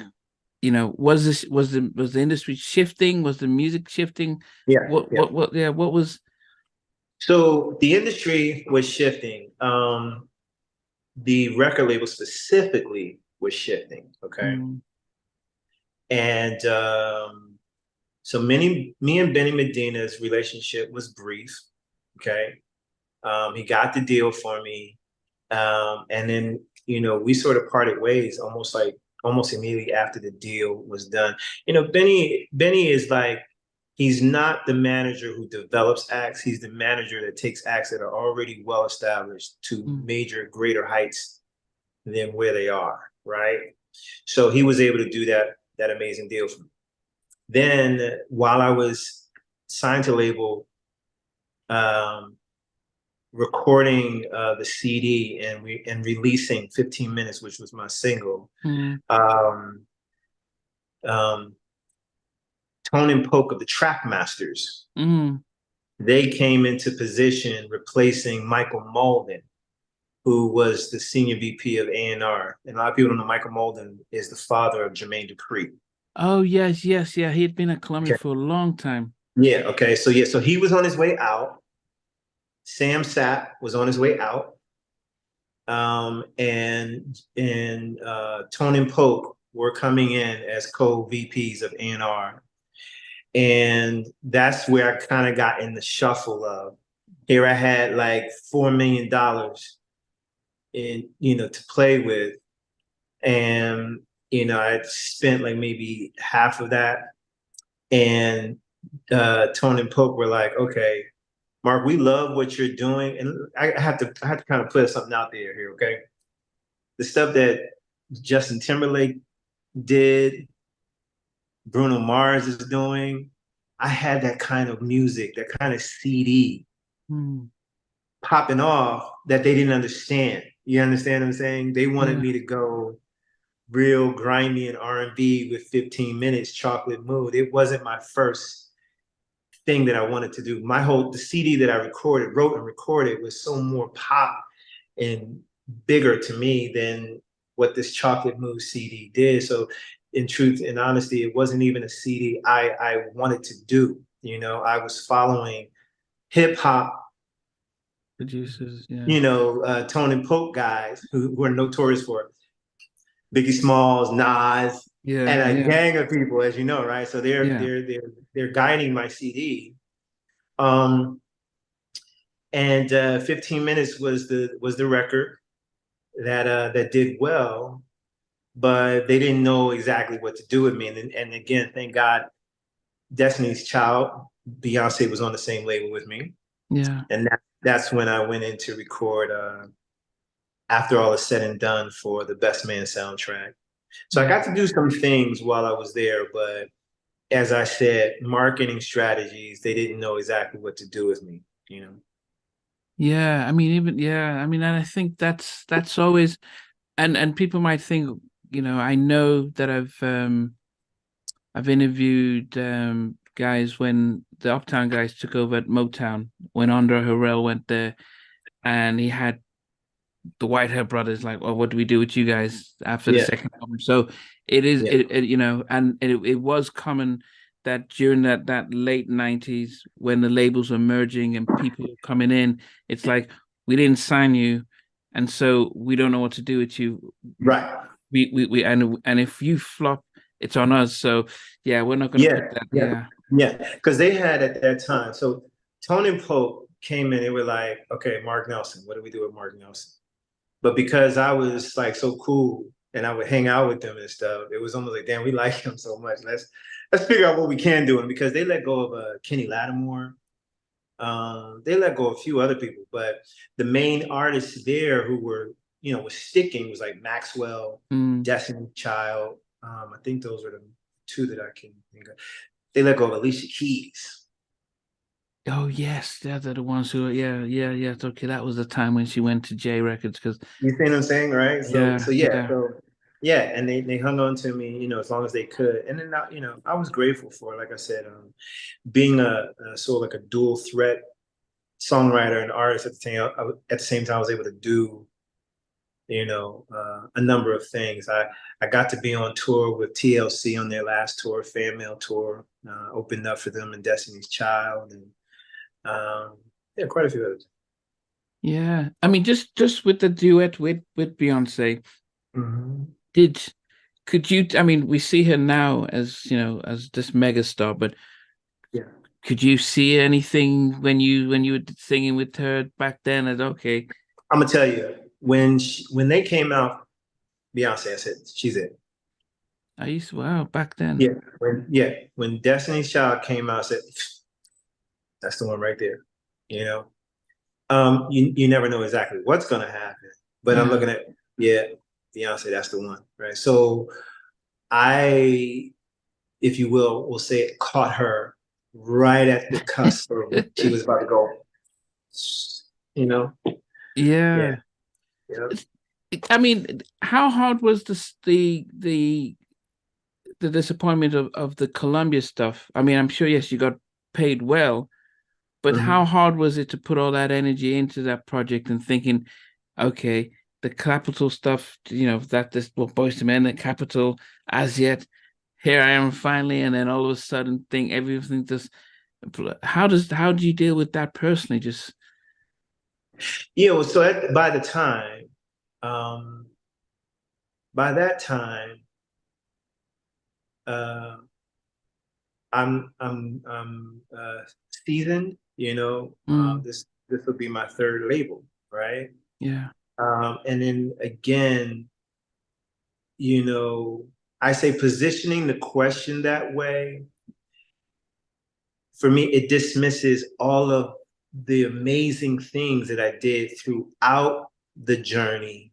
yeah, all the touring around the world, the records I'm on with Face, writing records, producing records, all these different things, yeah, the experiences, with Beyonce, having the song come out, being on tour with fan mail. So I never looked at it like, oh my God, I finally, and now look what happens. okay, I'm more so like every moment I stick and move mm, and I maximize whatever opportunity is there at the time. So at that time, that's what it was. It made me rich to be able to take care of my family. Okay. So now it's like, okay, what's the next journey? And then again, this is where that circle comes back around because Boyz II Men were managed by a gentleman named Quadri, who then manages me while I'm at Columbia. And then he puts me on the tour with TLC. And, one thing leads to another to the other things that I began to do. Yeah. wow, Yeah. okay. Yeah, as I said, and it's not. I mean, with some.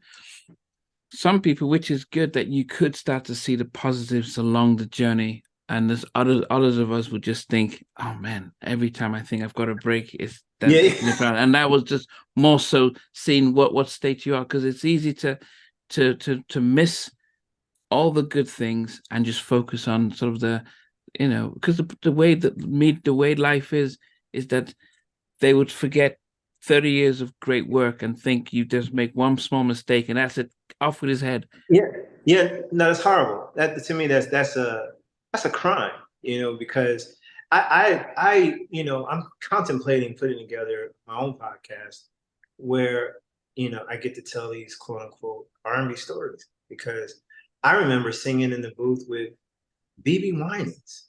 Like Wow. I'm literally singing with BB Winans. I remember writing and singing for Howard Hewitt and James Ingram and Hmm? Patty Austin, and I've written for Will Downing, and there's a ton of wonderful things, that have taken place all these years.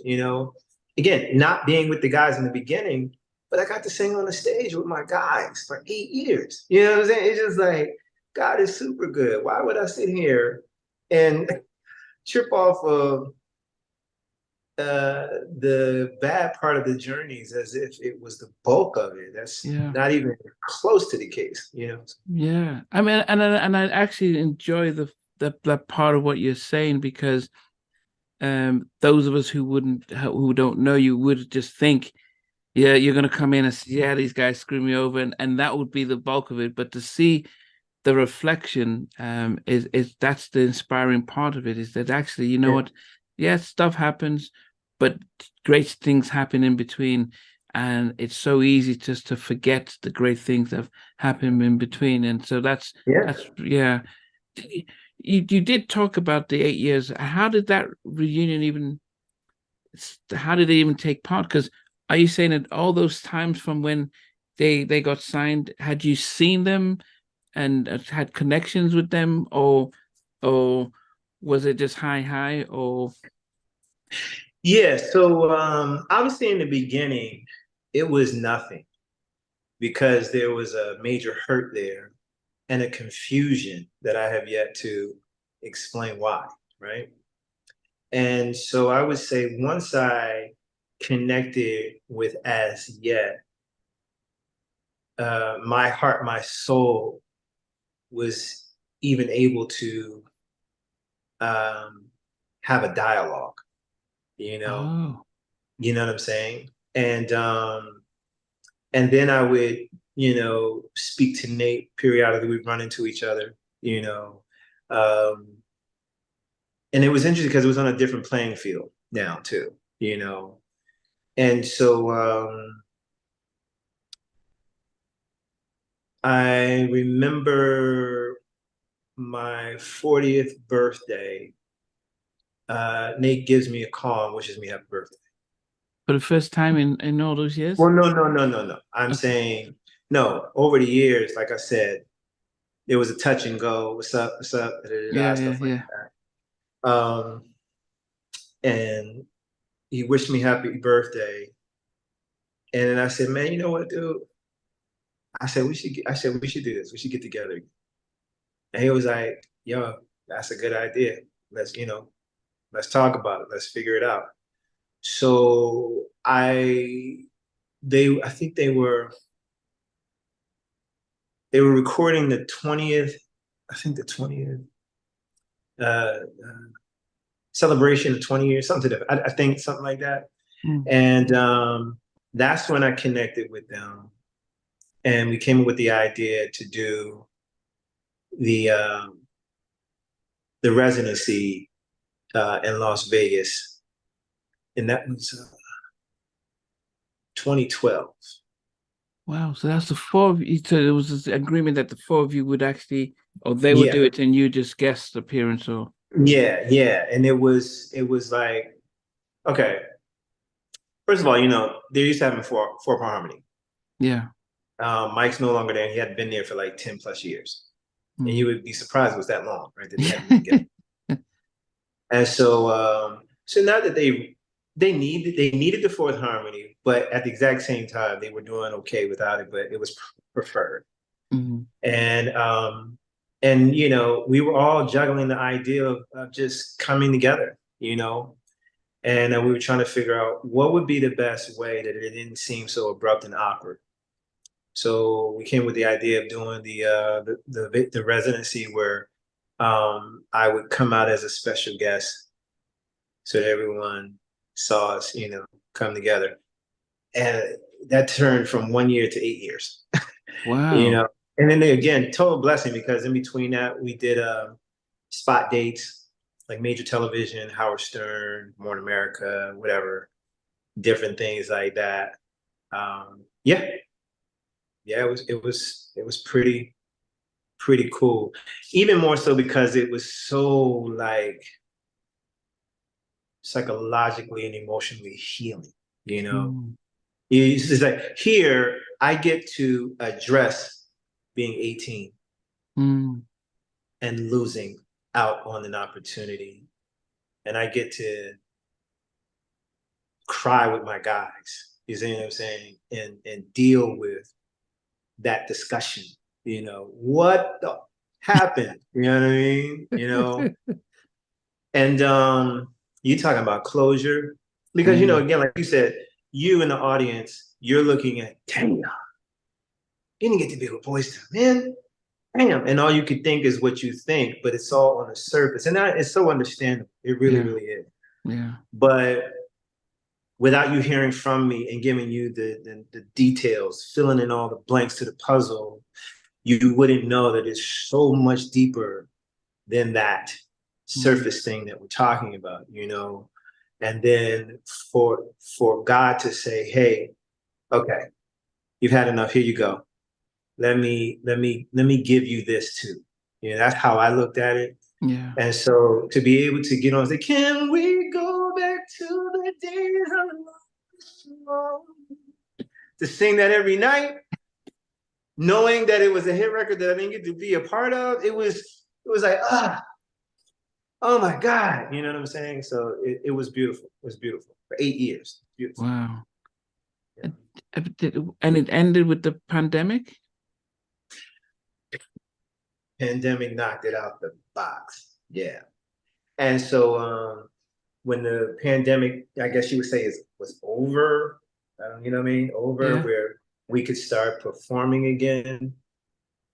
The journey of getting back to even performing was very tough for all of us.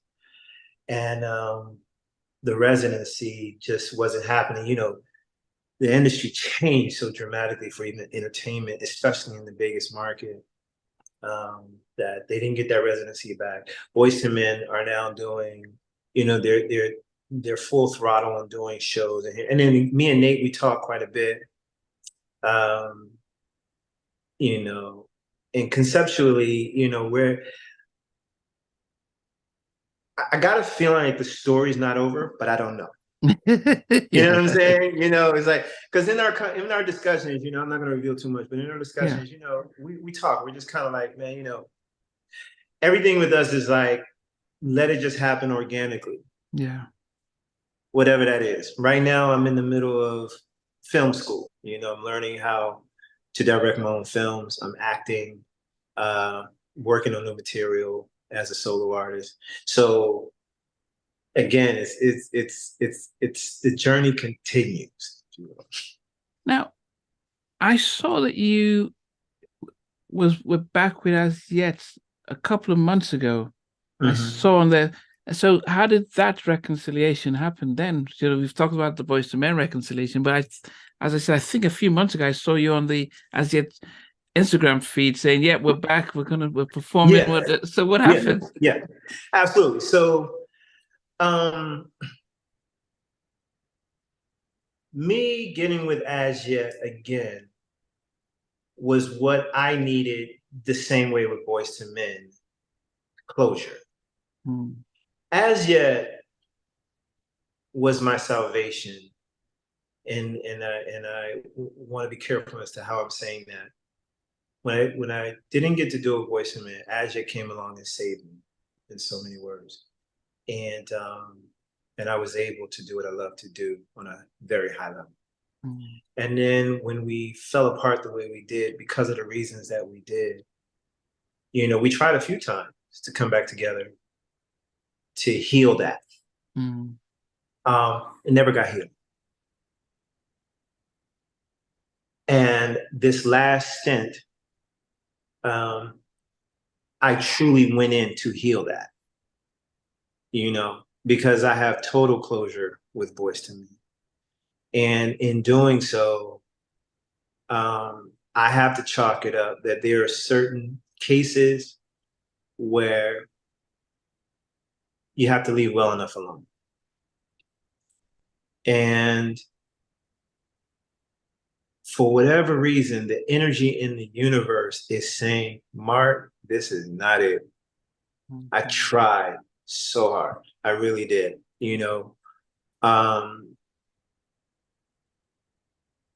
That's really all Oh, so as officially, you're not, so you guys you're not back with them anymore. I'm not with As Yet anymore. Okay. And I'm gonna preserve,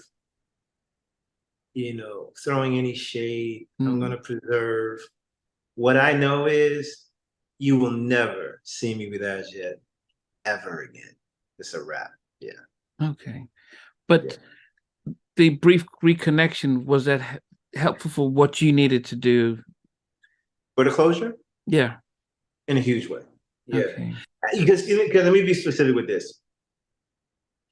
You have a brand called As Yet, and this is for anyone out there who's doing what they do. Your brand is more valuable than the money you will ever make because the brand helps you make the money that you have. And so As Yet laid dormant, the brand, for years. As Yet is a brand that there are millions of fans who love the group, even with the 2 records. And so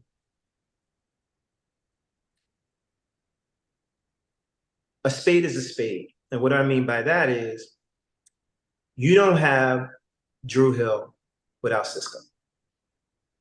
But you don't have Dru Hill without the group either, because Sisqó would just be a solo artist.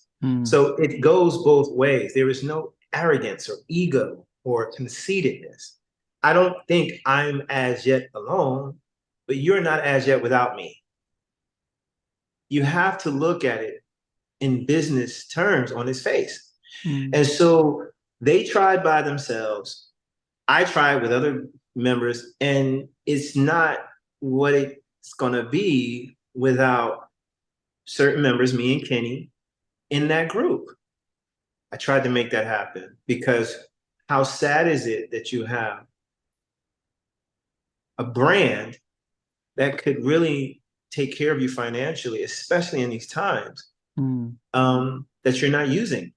So I went to make that work. I called Sean. I didn't call Daryl this time, but I called Sean. It was Dion, Kenny. So at least you had 4 of the members potentially that would be in this group. Daryl was just completely out. He's different life. He's done. Sean bowed out, said no. Dion tussled with it. He's out. So it's me and Kenny. So I'm thinking, okay, great. Well, at least I have the 2 lead singers, me and Kenny. So we build around us. And then I was able to get it to a place where you saw some performances. And then it just tanked in terms of internal, unresolved issues that I'll just leave it at that. Yeah. Oh, I saw you guys had an interview on a radio station, and so I was like thinking, oh man, I can't wait to be able to get you guys back on and stuff. But as I said, it's so you've said it throughout the interview about an autobiography. When should we or can we expect the Marc Nelson autobiography that will go into okay? No, next summer, and I'll give you the title of it right now. It's called As a Boy, Yet a Man. Okay, As Yet a Man. Okay. And so with that, are you going to be revealing things that might harm your relationships with your former groups, or is it more for you? What is the purpose of the story of the autobiography? So, I mean, like you said, you're asking me a series of questions. A lot of people don't, didn't know it was this or it was that. The purpose for me is to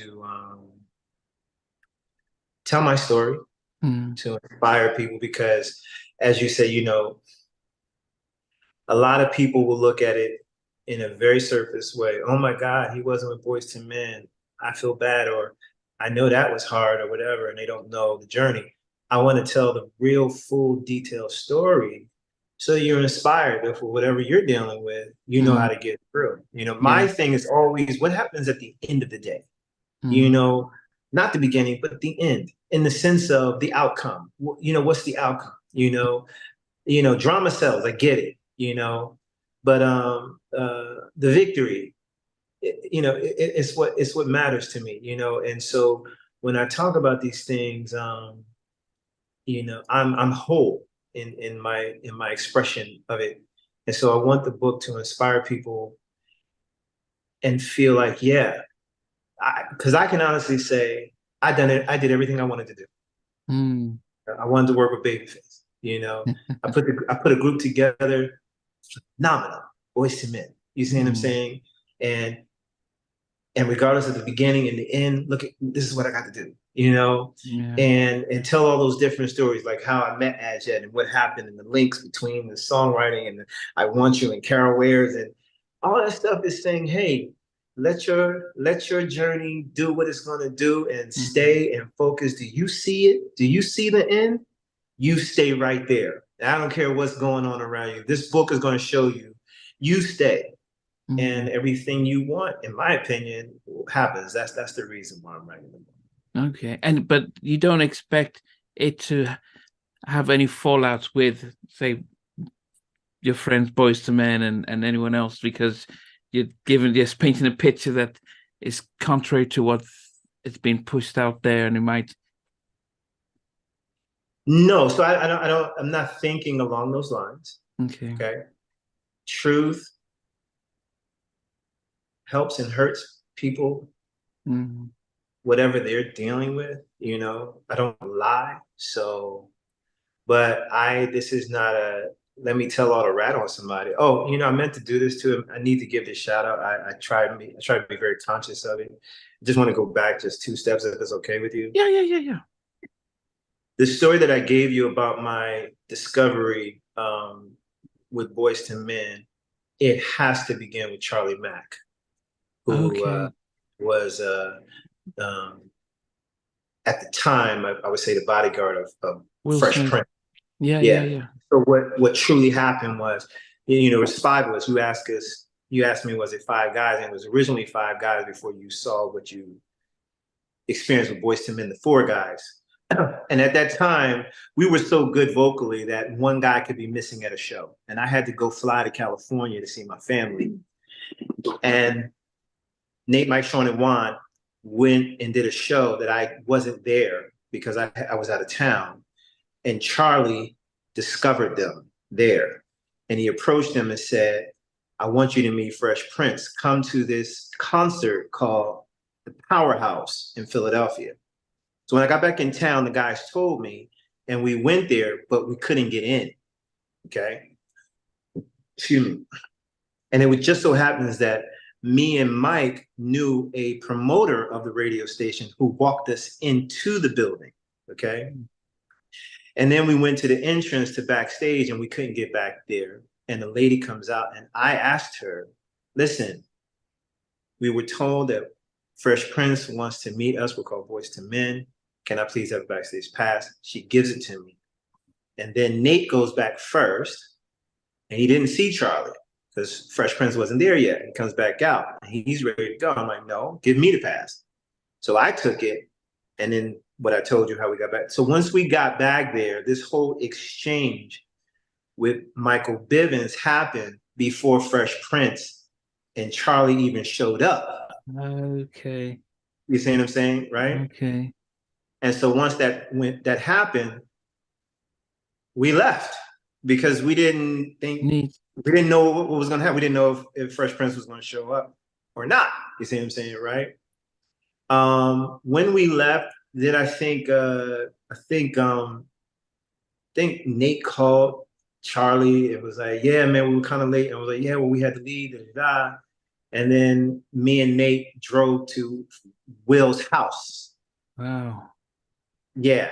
And then the whole group met up there and we sang for Will and Charlie too. So it was like what was supposed to happen at the concert happened at his house, but we had already met Bivens. But I have to give the accolade to Charlie. We wouldn't even have been at the concert if Charlie Mack didn't ask us to come. So I just wanted to make that clear. That Yeah, okay. Okay. Yeah, I mean for people might, yeah, he was actually during, if you saw the Legacy tour, he was backstage and helping with security there, and yeah, yes, and yeah, he's still out in Philly. He's still very much a community activist, yeah, but still yeah, very much yeah. So yeah, we know Chat. Okay, no, yeah. that's definitely good to point that out. Um, before I go, so but okay, just before we go, you mentioned about drama school and act and directing. What's the shift in that perspective? Yeah, so when the pandemic happened, it left everybody in their homes for Yeah. like almost 3 or 4 years, right? Yeah, yeah. Well, I I'm mean, doing this. at least 2 years, rock solid 2 years, nothing, right? Yeah. And so, I always loved acting and I love films and clearly I love writing. So I started to pick up the camera and I went to New York Institute of Photography, became a photographer. Wow. And I did that because I wanted to be able to speak the language of a director of photography when I wanted to direct films of my own. Wow. So, and I'm in the middle of learning how to film because eventually I'm going to direct my own independent films. Oh, Um, okay. yeah, so I just recently auditioned for a TV show. It's looking good. I might get the part. Wow. Um, yeah, thank you. So I started my own production company called Creative Works Entertainment. And so it's basically going to be a boutique company where I filter uh, filming my own movies and releasing my own records and stuff. Yeah, so I picked up a lot of different things just in terms of enhancing my skill set. Learned how to draw, so I know how to do um, storyboarding, Yeah. and I learned um, final draft to learn how to write the screenplays and stuff. So just really learning everything about pre-production, production, post-production over the last 4 years. So now I'm about to, dabble into it with first shooting my own music videos and stuff. Okay. Yeah, Uh, yeah. I mean, that's very impressive. But my question then becomes in a age where content and creativity isn't valued as much as it was back then when it was controlled, where you bring out a CD and we're buying it, or everything was firewalled. Now we've got a generation of people who are used to getting music, downloading it, watching films and stuff. When you're creating all this, are you creating it for, back as you said, back when the Boyz II Men thing was for the love of the music and for the love of the art, or is it like, yeah, I need to make a living out of this, and because that then it has its own frustrations. Yeah, so my own mental platform is always for the love of it, Mm, right? And I encourage everyone, in my opinion, don't so much try and make a living off of something for the love of it, because that can always be very challenging yeah. if you are not thinking business mindedly, Mm, right? But um, my journey has a way of things that I love to do, I'm able to monetize. And mm, so when you're speaking on what you're speaking on, you're saying this generation, there's a bracket of quote unquote old school thinkers that mm, support you financially. mm, They're not, oh, because I can get it free, I will get it free. Prince, prime example of phenomenal singer-songwriter, producer extraordinaire. He didn't always put out great records. He didn't always do it. Some of his records were like, yeah. but you love Prince, and you're going to support Prince. You know what I mean? So when I say that, I'm saying to you that I believe I have a marketplace in a generation that supports me with what I do from a financial standpoint of view, and that I'm not really concerned that someone's going to pilfer my content, in any way, not allowing me to live off of what I do. But again, it's still, I will still be, gigging, spot dates, touring here and there. To me, from my life and the duration of it, physically, it will always be with some sort of creative energy. Yeah. And we are looking forward to seeing you in London for Mr. Sophisticated's birthday bash in December. Thank you. Yeah, so and my friend Kenny Whitehead is going to be on the billing, so I'll make my way down to see you guys then. That's awesome. Can't finish by asking about, is it Bayless? Bayless? It was the group that you formed up with. No. What was it called? Is it Bayless or Bayless? It's called Blaze. Blaze. Okay, sorry. Yeah, it's basically a combination of Blackstreet, As Yet, and Silk. Oh, is that? Yeah. And so to talk about that a little bit, a guy named Tony Grant, who replaced me in As Yet when As Yet kicked me out of the group. We became friends, right? Go figure, right? And he's a profound actor, and he started to turn me on to different projects and acting and plays and stuff. And he called me and said, "Hey, Mark, what do you think of doing this super group with lead singers from As Yet, Silk, Blackstreet?" I said, "I'll call you back." So I started to go, Blackstreet, As Yet, please. So then I called this publisher, and I said, "Hey man, I got this great idea." A friend of mine named Tony called me and said, "What do you think of this?" And I said, "We're gonna call it Blaze." And da-da-da-da. And so he was like, "Great." So I called Tony up, and we tried to do that project. This was when record deals were still going on. Okay. J Record was about to sign us. I will fast forward. I've created a new entity called Men of Vocals, where Dave Hollister from Blackstreet, one of the original Blackstreet members, myself, and Gary Jenkins, along with a couple of others. I'm doing putting together like sort of a concert where you have us singers on the same stage at the exact same time, not only singing our hit records, but the records, the plethora of records that are out there, that women love. I've already done one of my shows. I had Stokely Williams from Men Condition headline. Yeah, so it's a great show, and so look forward to that. Yeah, it's called Men of Vocals. Men of Vocals. Okay, but the Blaze couldn't get that didn't take that off? Yeah, no, because so I'll just tell you, when I did that, I was trying to get the bona fide lead singers of Blackstreet. Dave Hollister was one of them. Mark Middleton and Eric Williams were others. Yeah. And I couldn't get them to commit. So I have to say I got like a spinoff. One of the other members, Teddy. Terrell. Yeah. Terrell, right? Terrell, yeah. Singing fool, right? Yeah. Like I said, groups. Yeah, man. We'll just leave it there. Wow. Yeah. I guess it's but I think with Little G, because the Silk was still touring and stuff, so I think that might have been hard for him to split between the two.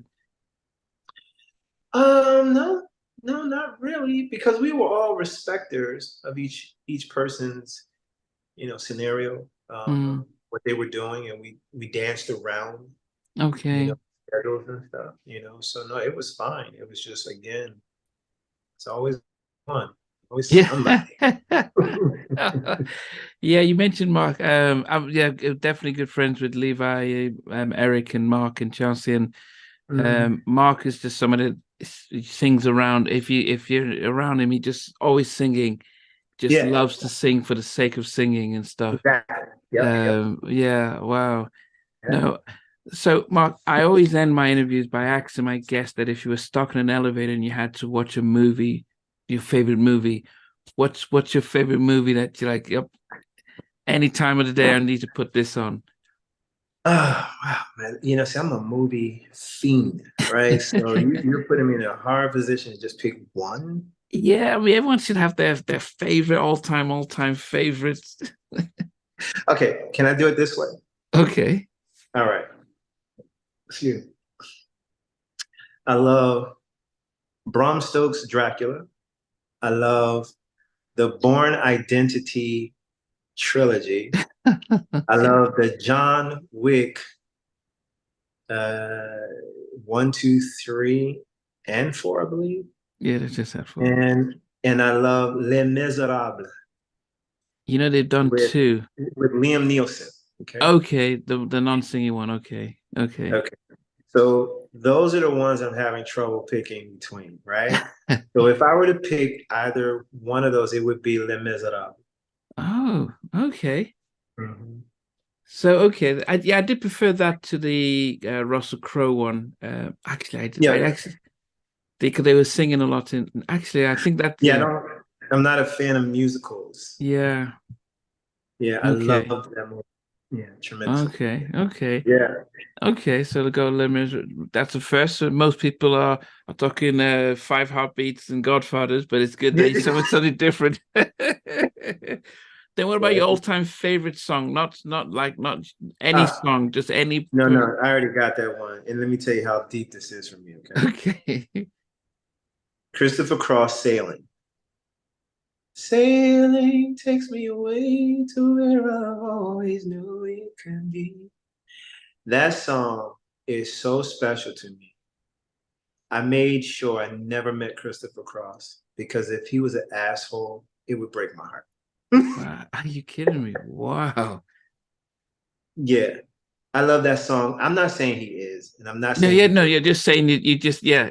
There was no way I could meet this man knowing he wrote and sang this song and he slighted me in any way because that would just destroy me. That's how much I love Wow. him. Wow. Do And you I listen had to plenty of opportunities to meet him too, just so you know. wow. Do you listen to it a lot or is it just a very space? Yeah, no, yeah, it was, yeah. I used to have it on repeat. I used to say, you're talking about stuck in the elevator. I was like, I wonder if, like, when you die and you get to hear one song in the grave over and over again, Okay. what song would that be? I was like, Sailing all day. Wow. Yeah. Wow. I'll definitely look out for that. And I guess when you think of everything that you've gone through in life, what's the proudest thing that you would look back and say, you know what? And it could, whatever it is, from the time you were 18 and upwards. But what would you look back and say, this is probably my proudest moment, either what you've contributed or what you've done? So, because we're talking about, my career, Yeah, it would be two things. Knowing, regardless of the fact that I didn't get to enjoy the Boyz II Men journey, yeah, I gave something to the world yeah, that they loved. And then the second one was when you, as a young person, I'm in 10th grade, watching Babyface for the first time, saying, I love you, babe, in the scariest way, going, oh my God, I want to work with you. 2 years later, sitting in a studio writing a song that he is singing. Mm. I'm done. You know, I'm just like, Babyface doesn't need to sing anybody's song. Now he helped me finish writing the song. But for him to think that my product is worthy of him singing, this man, Yeah. man, just man, you know what I mean? It's like, because I know a lot of people love Kenny. I don't think anybody really took Kenny the way that I mean, like, you don't understand, like, it's not even obsessive or anything. It's just, even though I'm creating Boyz II Men with Nate, that wasn't even the biggest thing to me. It was the work of Babyface. And that is, I don't know. It's just what it was for me. Yeah. And then I actually got to do that, So yeah, that was my proudest moment. Yeah, I called my mom.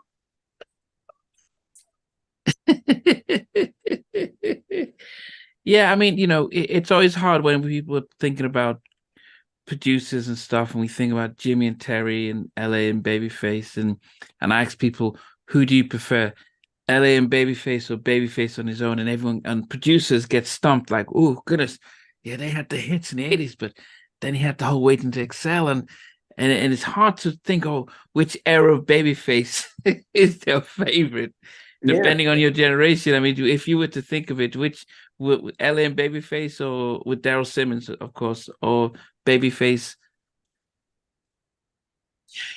Man,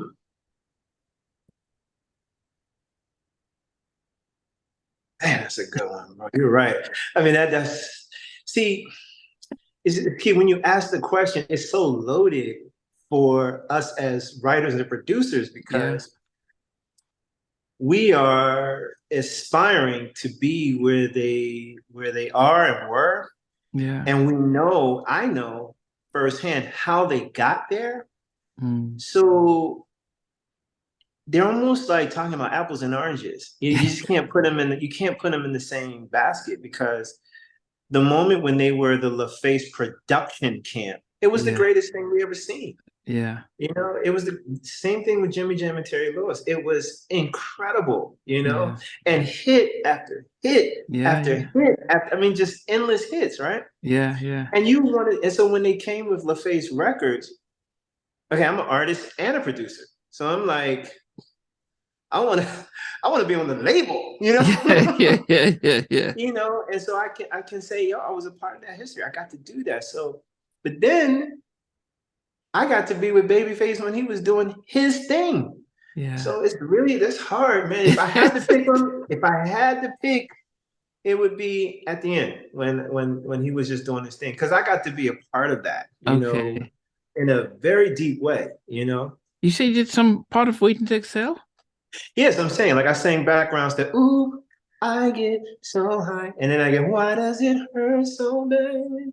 Why do I sang the backgrounds to that record? I was like literally in the studio when he was doing all of this stuff. It was crazy. It was crazy. Wow. And to think that he's still making records now, still getting hit singles and stuff like that. Yeah. He does. Yeah, he's that guy. Oh goodness. So Mark, how can people get in touch with you if they want to keep up and stuff? I mean, because I don't think do you have a Marc Nelson at Instagram.com, Facebook, or what are you? I do. All of it is in redevelopment, but when you Google the letter Marc Nelson, like the iPhone, Marc Nelson. Yeah, okay. It's Instagram, Twitter, Facebook, you name it. That's who I am. You'll catch me in all of that. Absolutely. Okay. Yeah. And you said the autobiography next summer. Are we getting new music before then, or is it coming around? You're getting new music before then, during, and like I said, I'm getting ready to be very heavy in directing, and being in things that I'm filming as well. Yeah. And then Chocolate Mood would be on Spotify probably by the end of the year or next summer. I would say probably the top of the year. Yeah, okay. Yeah, absolutely. But I want people to look forward to what I'm going to make my first single. It's called Say Yes. It's a beautiful ballad, R&B ballad that I wrote that I'm going to drop as the first single. I'll probably say February, right before Valentine's Day. Okay. Yeah. No, we'll definitely give it a push and stuff. I appreciate your time. You know, it's Thank you. I know it's right there for you. No, not to worry. I mean, as I said, for me, it's always fascinating to be able to hear your journey and being able to see how you celebrate the highs and reflect on the lows, but still are able to be upbeat and stuff. And as I said, it's been really inspirational, been great, and I really appreciate that. And as I said, definitely looking forward to when you are getting ready to release either your stuff in the new year, to be able to get you back to talk about the music and talk about your new video that you're about to film and stuff like that. I appreciate you. I appreciate you very much. Okay. Yes. Well, thanks, Mark. I know it's just about 12:30 here, but no, this has been really good, and I appreciate the time and everything. No worries, my friend. Thank you again. Okay. Okay. Thanks, Mark. All right. Bye. Bye. Hey guys, I want to talk to you about being a member of Halftime Chat. As a member, you get the full interviews on day one. You actually get some exclusive interviews, some interviews that don't get broadcast. You get some behind the story stuff. You get some unedited stuff. Quite a lot of things that will be happening for our members. There's been a lot of you who've been members and supporting us, and I really appreciate every single one of you. But as I said, just for the rest of you, think about joining the Halftime Chat membership and just see the fun that you get just being part of this growing community, celebrating R&B, celebrating hip-hop, celebrating old school. But thanks for watching and being part of this. Take care.